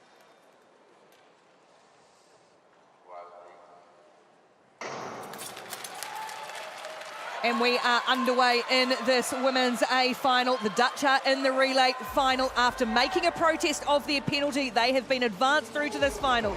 So it is Canada from the Korea White Tigers, and now the orange of the Dutch Lions, the Italian Gladiators, and the Japanese Ninjas at the back. Wow, what a revelation to even start this race. I've never seen this. I've seen protests. I've seen calls get protested. I don't know that I've ever seen a protest actually work to the point where it not only gets the call overturned, but gets a team inserted into the next round. This is somewhat historic. As the Canadians make the change off, it is Kim Bouton who leads for them. The Korea White Tigers have got a strong team out on this race, and at the moment it is number 92, No Do-hee, who had a really good semi-final for the Korea White Tigers as they all make a change again. Michelle Velsabor now for the Dutch Lions, Elisa Confortola for the Italian Gladiators as well, and of course the Japanese Ninjas there, and they are stealth. They will bring up the rear at the moment, but that doesn't keep them out of it too. Amy Hirai makes the tag for the Japan. Velsabor sneaking up into second. Florence Brunel is the Canadian leading, who makes the exchange now, as the Dutch do the same with the pink helmet of Zoe Deltrap. Courtney Sorot leading the way for Canada, and still tucked there in third position. No moves really made by the Koreans as yet. The Italian Gladiators, remember, were winners in the first event of the season. They've been on the podium twice in this event. Do not count them out of things at all. The Italian side. So the pace is staying relatively what we call cruising speed here. It's not so fast that the skaters cannot maintain it, but it's not so slow that there's encouraging a lot of passing. Everyone's pretty content to stay put for now. What we're going to look for are either some passes made off of the exchanges, or a skater saying, hey, I got this, give me a 2-lap exchange, making a power move up to the front. The black helmet of Ariana Fontana exchanges away for the Italians. It is still Zoe Deltrap out the front now for the Dutch Lions, having overtaken the Canadian Ice Maples in this women's 3,000 metre relay final. The White Tigers still biding their time in the back as the switch goes from 90 to 92. Choi Min Jong and now into No Do-hee, and now the Canadians go back in front of the Dutch. And Kim Bouton does not need a 2-lap exchange to complete that pack. She pulls a tremendous gap on the Dutch Lions. Really good lead now for the Canadian Maples if they can hold on to it. Danae Blay out the front now with Michelle Velsabor trying to chase her down. They have got a handy little lead, a little bit of clear ice. Another exchange for the Canadians. Florence Brunel goes again. She's being tracked by Zandra Velsabor, and the number 1 helmet too of Kim Gilly out there for China. The Japanese are gone off the back. There's 4 in it now. Canadian Ice Maples maybe trying to prove a little bit of a point here, but the Dutch Lions are fighting back. Deltrap setting up a pass, shutting it down. Courtney Sorot. The crowd starting to roar. They want to see the White Tigers of Korea make a move. They can't do it as yet. It is still Canada, the Ice Maples from the Lions. Here come the Italians up into third, taking a sneak attack, pushing Korea down into 4th position. It's still Canada with just 4 laps to go. Ioriati making 2 passes in a row. It's Italy in second position, trying to hold off the Dutch Lions. We're 4 laps to go. There's only time for 1 more exchange. And now the Koreans make another move, and the Canadians up the front, and they will exchange with Italy now. It's Ariana Fontana trying to chase down for Italy. Canada in first position, Italy second, the Koreans in third as they get the bell. Kim Gilly looking to make a move. It's tight between the top 3. The Dutch appear to be out of it. Velsabor chasing the Canadians first, Italy second, the Republic of Korea third. A win the women's relay.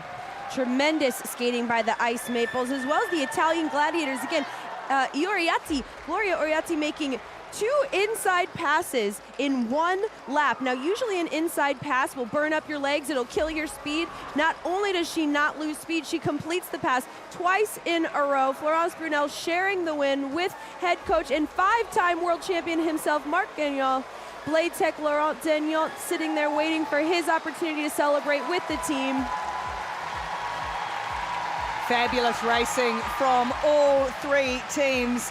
3 in a row for the Canadian Ice Maples. Another medal in this event for the Italian Gladiators, and the Korean White Tigers also on the podium once more. Full race analysis. Look at them, every move, every moment picked over the high fives. Real joy from the Canadian team. Well, you spend so much time and energy trying to be perfect that sometimes you don't even really get to experience the joy of your success. And that's something really special about the relay, is not only does it happen at the end of the day, you don't have to put your success in a box and move on. You can actually enjoy it and share it with your team. Now, the Dutch skaters trying to challenge here as they challenge the call in the last round of racing. But again, the Ice Maples going to the front decisively, and almost feels like they're trying to prove a point, saying, we're gonna skate away from you all in this race, just wait and see. There's the pass, one of the passes by Oriatti, and then she exchanges to Ariana Fontana, who holds off the Crystal Globe champion from last season to get a silver medal for the Italian Gladiators. Real powerhouse stuff, though, from the Canadians over those final few laps, weren't they?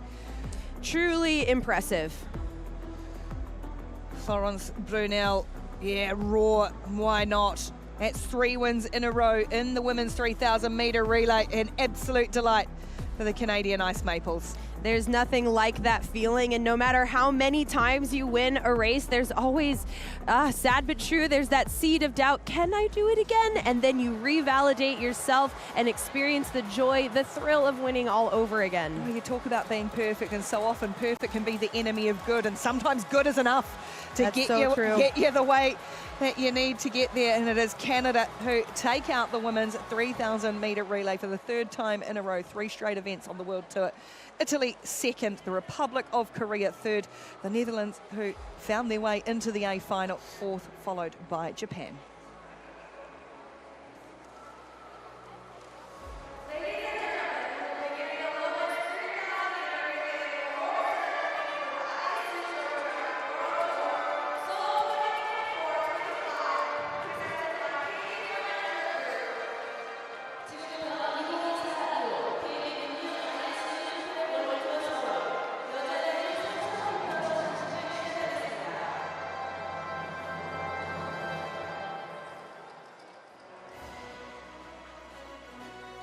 The awards of this event will be presented by referee Mr. Alessandro Maruri and assistant referee Ms. Haewon Park. It's been busy. 본 경기의 시상을 레프리 알레산드라 마우리와 어시스턴트 레프리 박혜원님께서 해주시겠습니다. ISU Short Track World Tour Seoul 2024-25, presented by KB I'm Financial receiving Group. In 3rd place, at the winner of the information now that I'll share from as we go Republic through of this Korea, award representing ceremony for the Korea relay. White Tigers, The bronze medalist Min-jung, Kim Gon-hee, in the women's Kim relay. Ki-lee, Lee The home So-young, team, the Korea White Tigers, our 6 skaters out there. So if you participate in the earlier rounds, every member of the team gets a medal. You're all recognised for your effort to get your team to a final and on the podium. And the White Tigers getting to share their success here with their home crowd. Again, I'm receiving a message from Natalie Lambert, head of the technical committee for the ISU. There's been a recent rule change where the ISU will now accept video review requests for things that were not seen in the initial video review, and the only solution to this particular problem was the advancement for the Dutch Lions. The ISU constantly adapting to make the sport a better experience for the athletes, this being one example of how the ISU has continued to adapt over the years, progressing the sport. And that is why we saw the Dutch Lions in the final. They got shut out of the podium in the end, finishing in 4th place behind this team, the Korea White Tigers, who made some good moves just towards the end. And some of their superstar skaters, a really well-rounded team as well.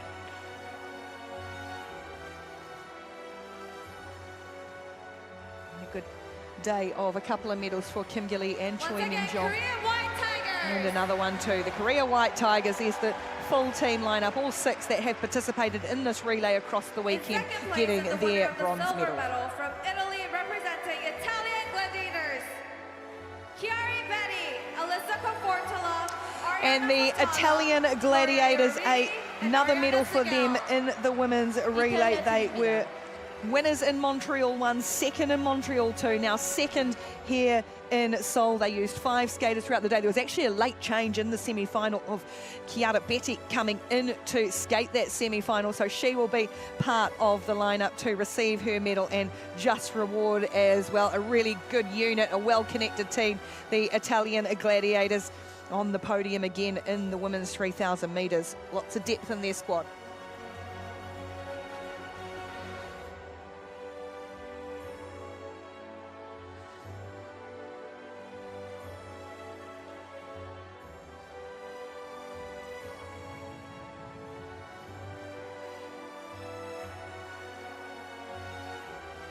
And once again, we have the Italian gladiators.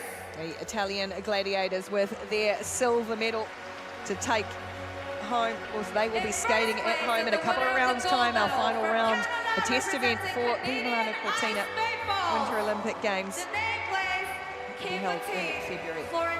And the Canadian Ice Maples, 3 in a row in the women's 3,000 metres. The dominant team producing a dominant performance to win this final.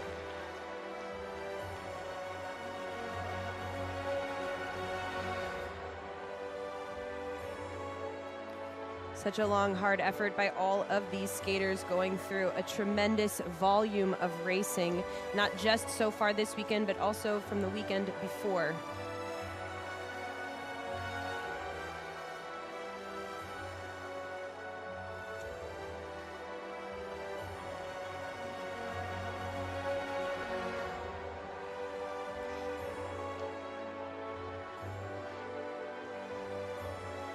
The Ice Maples sharing a tremendous team culture, showing their joy as they share this win amongst themselves.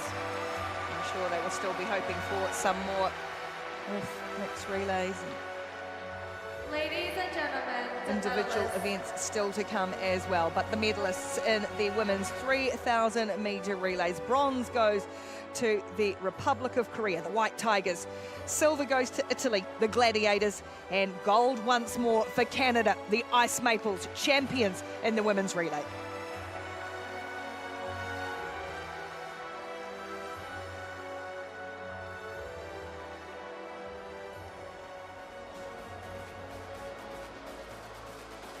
with this, we will end the women's relay 3,000 meter medal ceremony.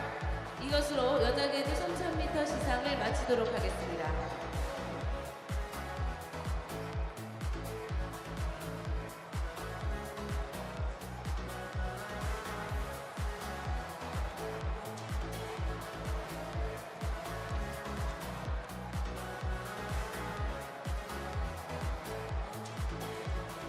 So there are the World Tour standings, the confirmation there of those results on the race for the Crystal Globe. After the women's relay, there's still Canada, the Ice Maples, who are leading out in the team standings as well.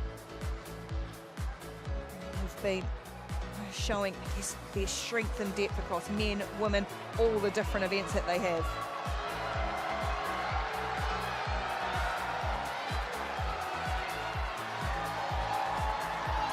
Crowd starting to cheer. They are really hopeful that the Korea White Tigers, the skaters, will throw their wee mascot, their little prize, and they are into the crowd, into these very expectant, happy fans. Oh, there's been a couple of shockers on the throws, a couple of really good ones. Some who haven't quite made it. Second time of asking, oh no, it's still not going to make it.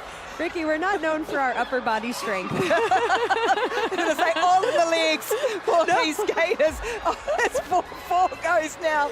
Hey, there we go. One of the mascots has made it up beside us. I'm used to sports with a lot of throwing. It's a lot of upper body. I'm expecting better things. Right, we've still got more action to come though, and that is men's semi-finals. More relay action that is as well.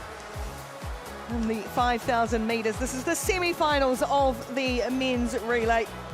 First and second place teams from each of these events will go through to the A final.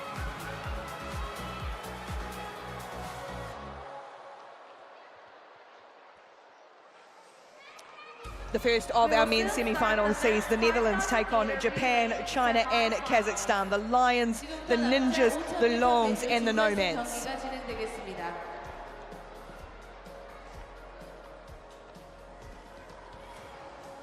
Of course, the Chinese were first last week on home ice and they will be hoping for more. We see there's Xiaoyang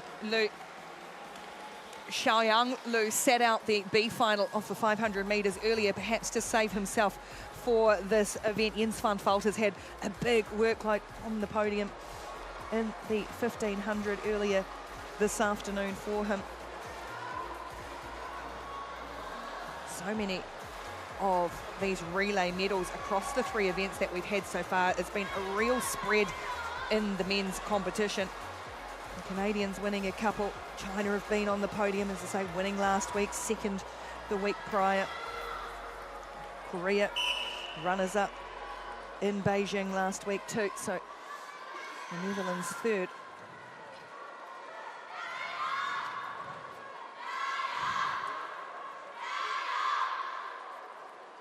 Chinese supporters in the crowd will be expectant, but so will the Dutch fans as always, as Turnboer lines up first up for the Dutch. Kita Watanabe will be out there first for Japan. Sun Long for China. And Denis Nikisha for Kazakhstan as we get underway in the first of our men's semi-finals. 5,000 metre relay, top two going through to the final.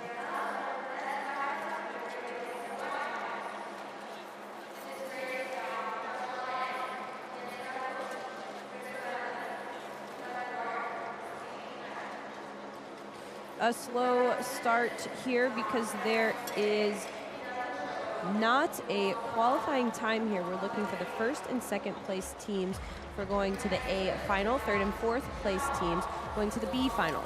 China was so impressive in their relay on home ice in Beijing last week. Looking to see if they can replicate it here in Seoul.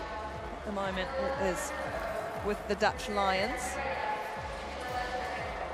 who've had a late change to their lineup. It's Saktala on the ice for them.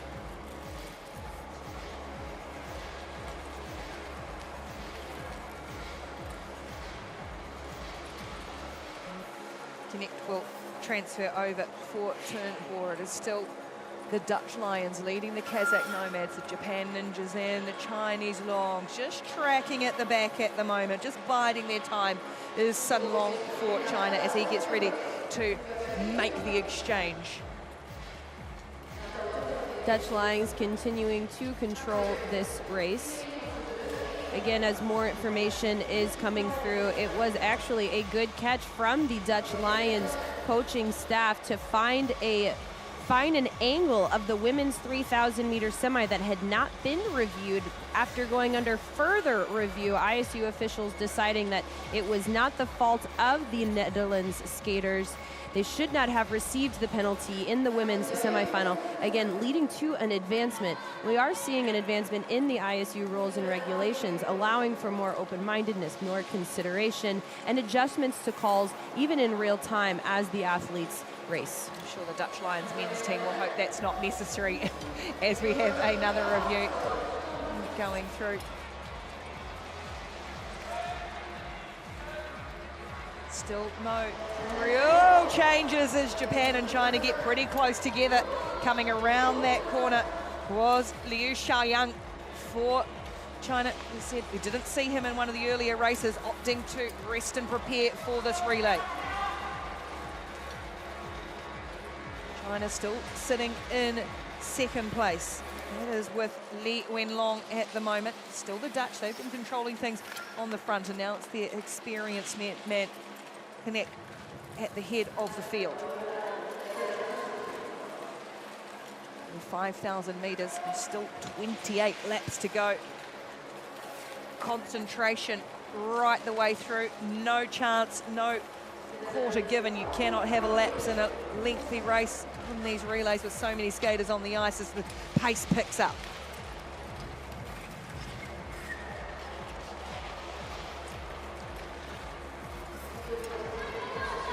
See some teams trying to make progress off of their relay exchanges, but there's no room, especially for the Japanese ninjas, to move up into second place. Yeah, they've tried a couple of times, haven't they? There's still, as we now try and see another little pass, and Kazakhstan does get up into third position ahead of the Japanese ninjas. A little move from the Nomads.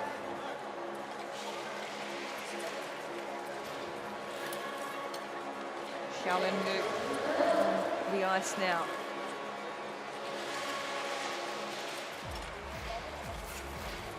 Good push from Shaolin to his teammate Sun Long. I am surprised to see the Chinese Long staying back in second.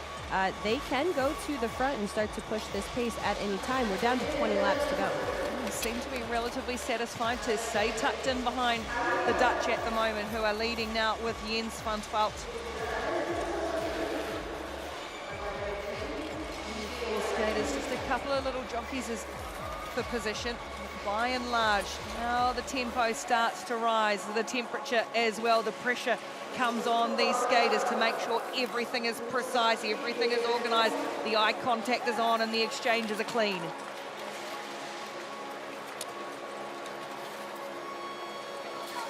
Here's Shaolin for China. Sinek, who switches off for Turnbull. Kazakhstan still in the mix too, Japan bringing up the rear.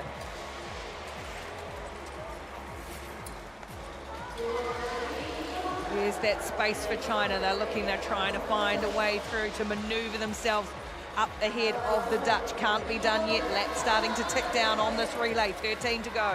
Japanese ninjas also looking for opportunities to move. They have the advantage of being in the back, so here we see the pass from the Chinese Longs into first place. Now's the move for China, and the real push comes on as they try and extend out through Li Wenlong. It was a good exchange to get Li into the front, and now it is the Dutch who have to chase the Longs, the Lions after the Longs, and it is Liu Shaolin with the advantage at the moment over the Lions in Kazakhstan. Japan still in fourth.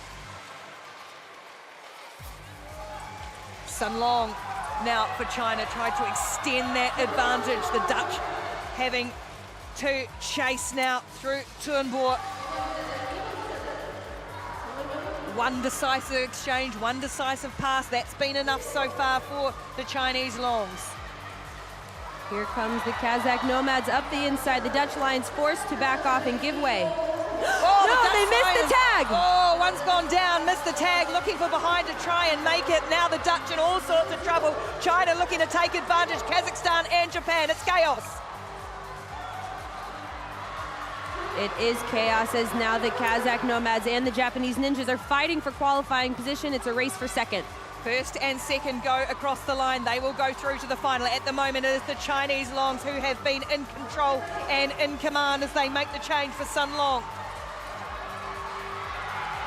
One fall, one spill has cost the Dutch Lions. Now look at the Nomads and the Ninjas. Can the Ninjas make a way past the Nomads again with 2 laps to go? China still in control. They will take the bell now with 1 lap. Oh, look at the Chinese Ninjas just getting in front in the race for second. The crowd will roar on the Chinese. They will take first, and Japan leave their charge late to take second spot and advance through to the final. An incredible move by Miyata. You can bet he's got something to prove after those results today in the 500 meter, leaving it all on the ice in the 5,000 meter relay. One video review has been cleared. There is still another, but the Dutch spill left them out of it. They could not make the tag. Let's go back and see if we can figure out what happened. So the Dutch Lions leading a vast majority of that race. Again, we see some jostling in the back.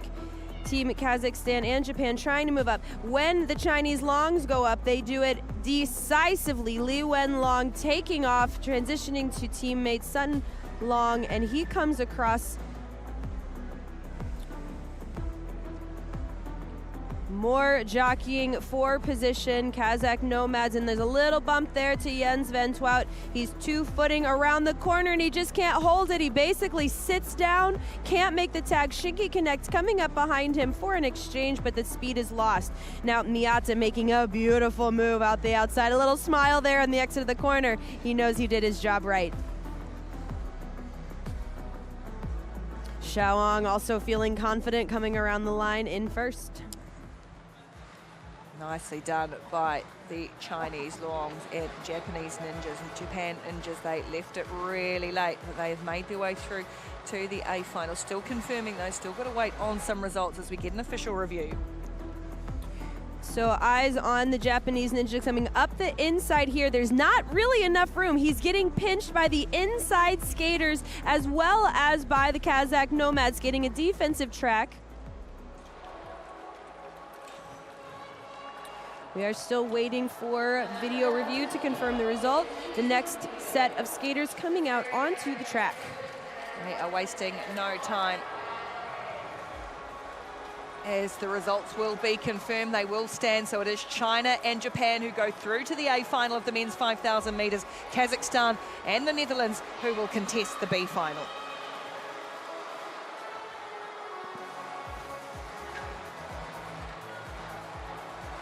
So we'll wait to see now who joins Japan and China in the A final. We have got Canada, the Ice Maples, the Republic of Korea, the White Tigers, the United States Eagles, and Italy's Gladiators. 4 teams looking for 2 spots in the final of the men's 5,000 metres. 4 strong teams fighting for 2 spots.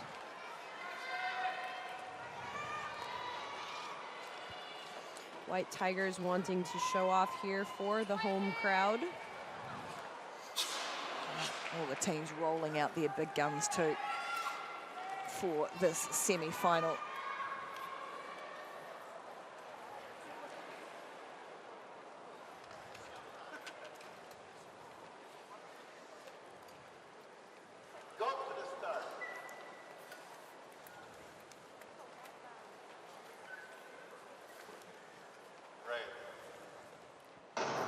Second semi-final of the men's 5,000 metre relay. It is Canada, Korea, USA and Italy. 3 of these 4 teams have been on the podium this season in this event. Only the USA Eagles haven't made there as such. What an opportunity for that team to try and crack these bigger guns. And the USA Eagles very much on still on a bit of a rebuilding phase from the last Olympics. Andrew Heo, the only Eagle here with Olympic experience. Canada will make the switch off from Dubois to Pierre-Gilles, first and second in the 500 metres not that long ago. Pierre-Gilles skating a tight track, being very defensive against the Korean White Tiger. Crowd is quiet at the moment, but bet your bottom dollar if they start to see a move from their Korean White Tigers, they will get in behind them as Park Jung-hyuk goes forward, sitting in second position too. The bigger figure of the Italian gladiator making the change for them now to put Thomas Natalini onto the ice.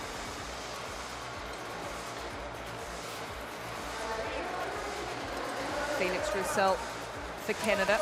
And now Park Ji-won, the #1 on his helmet, the reigning Crystal Globe champion, just trying to ease his way in front of Stephen Dubois, and ease is the word. He made it look effortless. That's right, and it's a bit of a cat and a mouse game because what Korea wants the Ice Maples to do is to do a quick acceleration, and quick accelerations take more energy, they burn up the legs.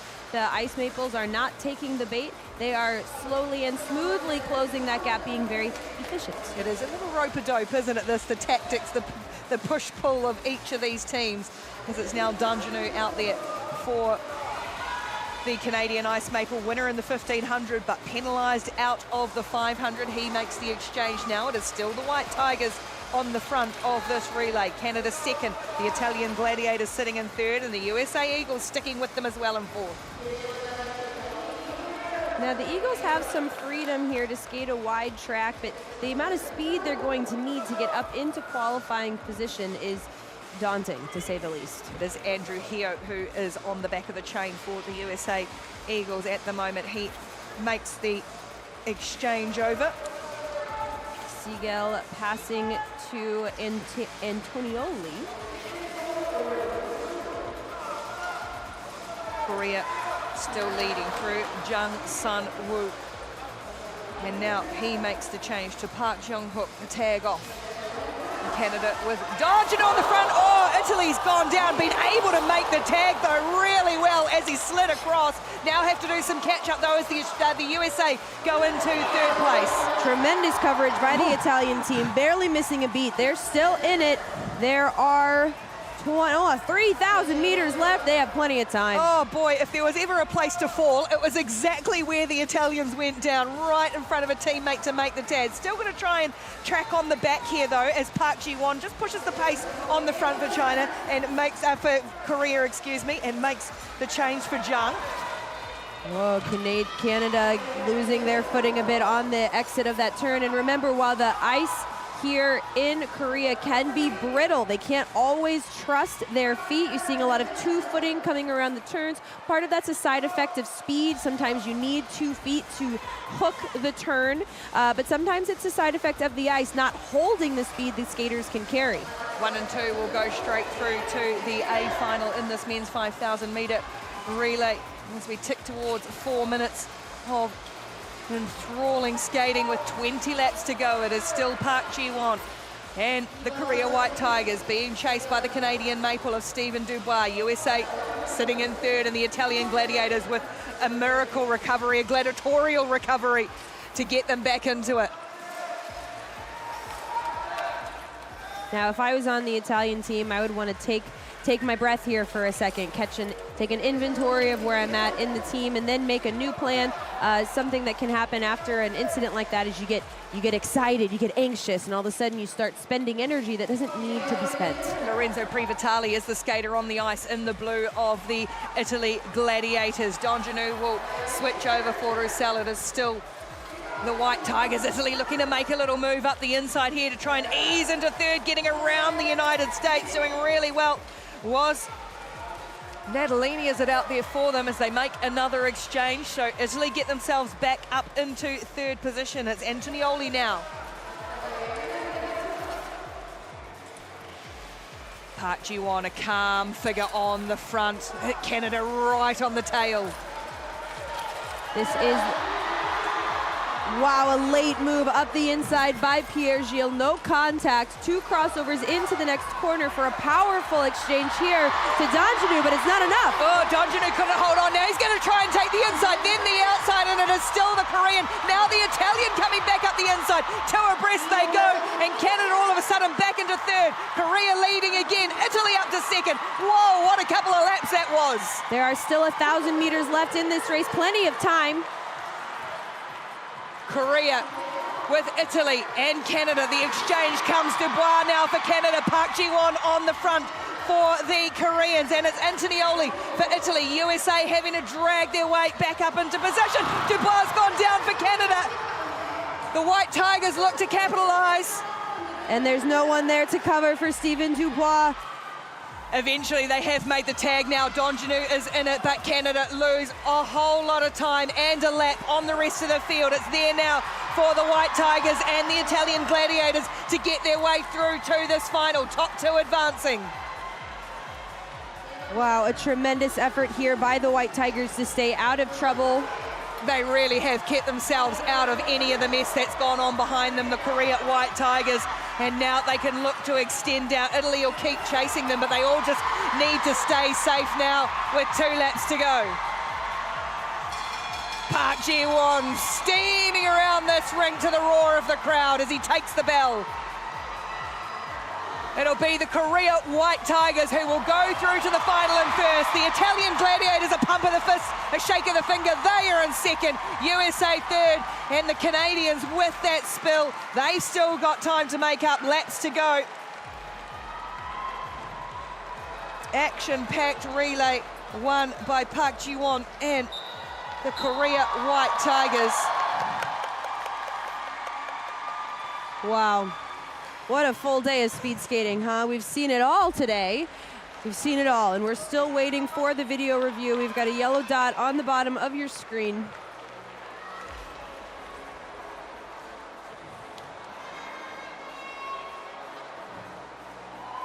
Well, we've seen spills, thrills, crashes, advances, some absolutely outstanding skating, penalties, all sorts throughout this day and in just this race alone.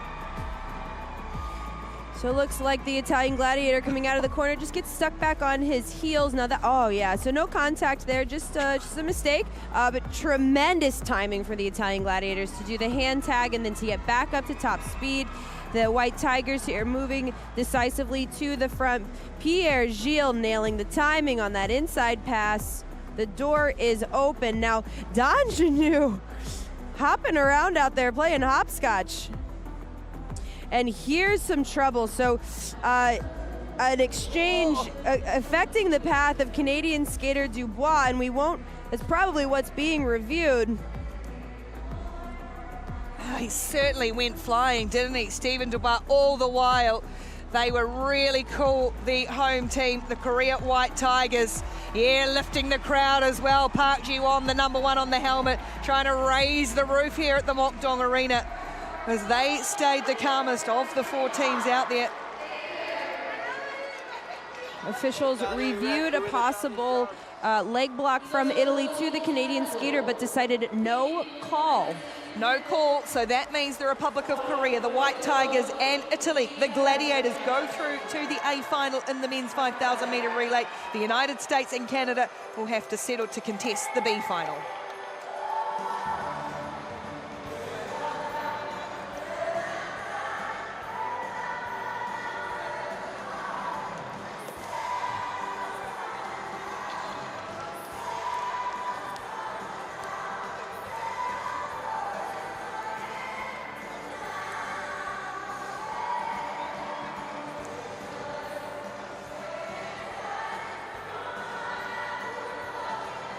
There it is, confirmation then of our A finalists in the men's 5,000 metre relay.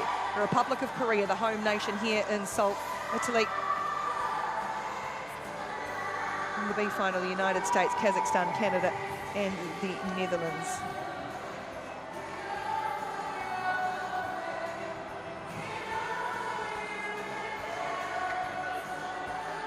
Which all wraps up an enthralling day's action here on day 2 of the Short Track World Tour in Seoul. An action-packed slate of races still to come on the final day. The final day of racing for the year in Seoul tomorrow. So do join us for that. You will not want to miss all the action on the Short Track World Tour.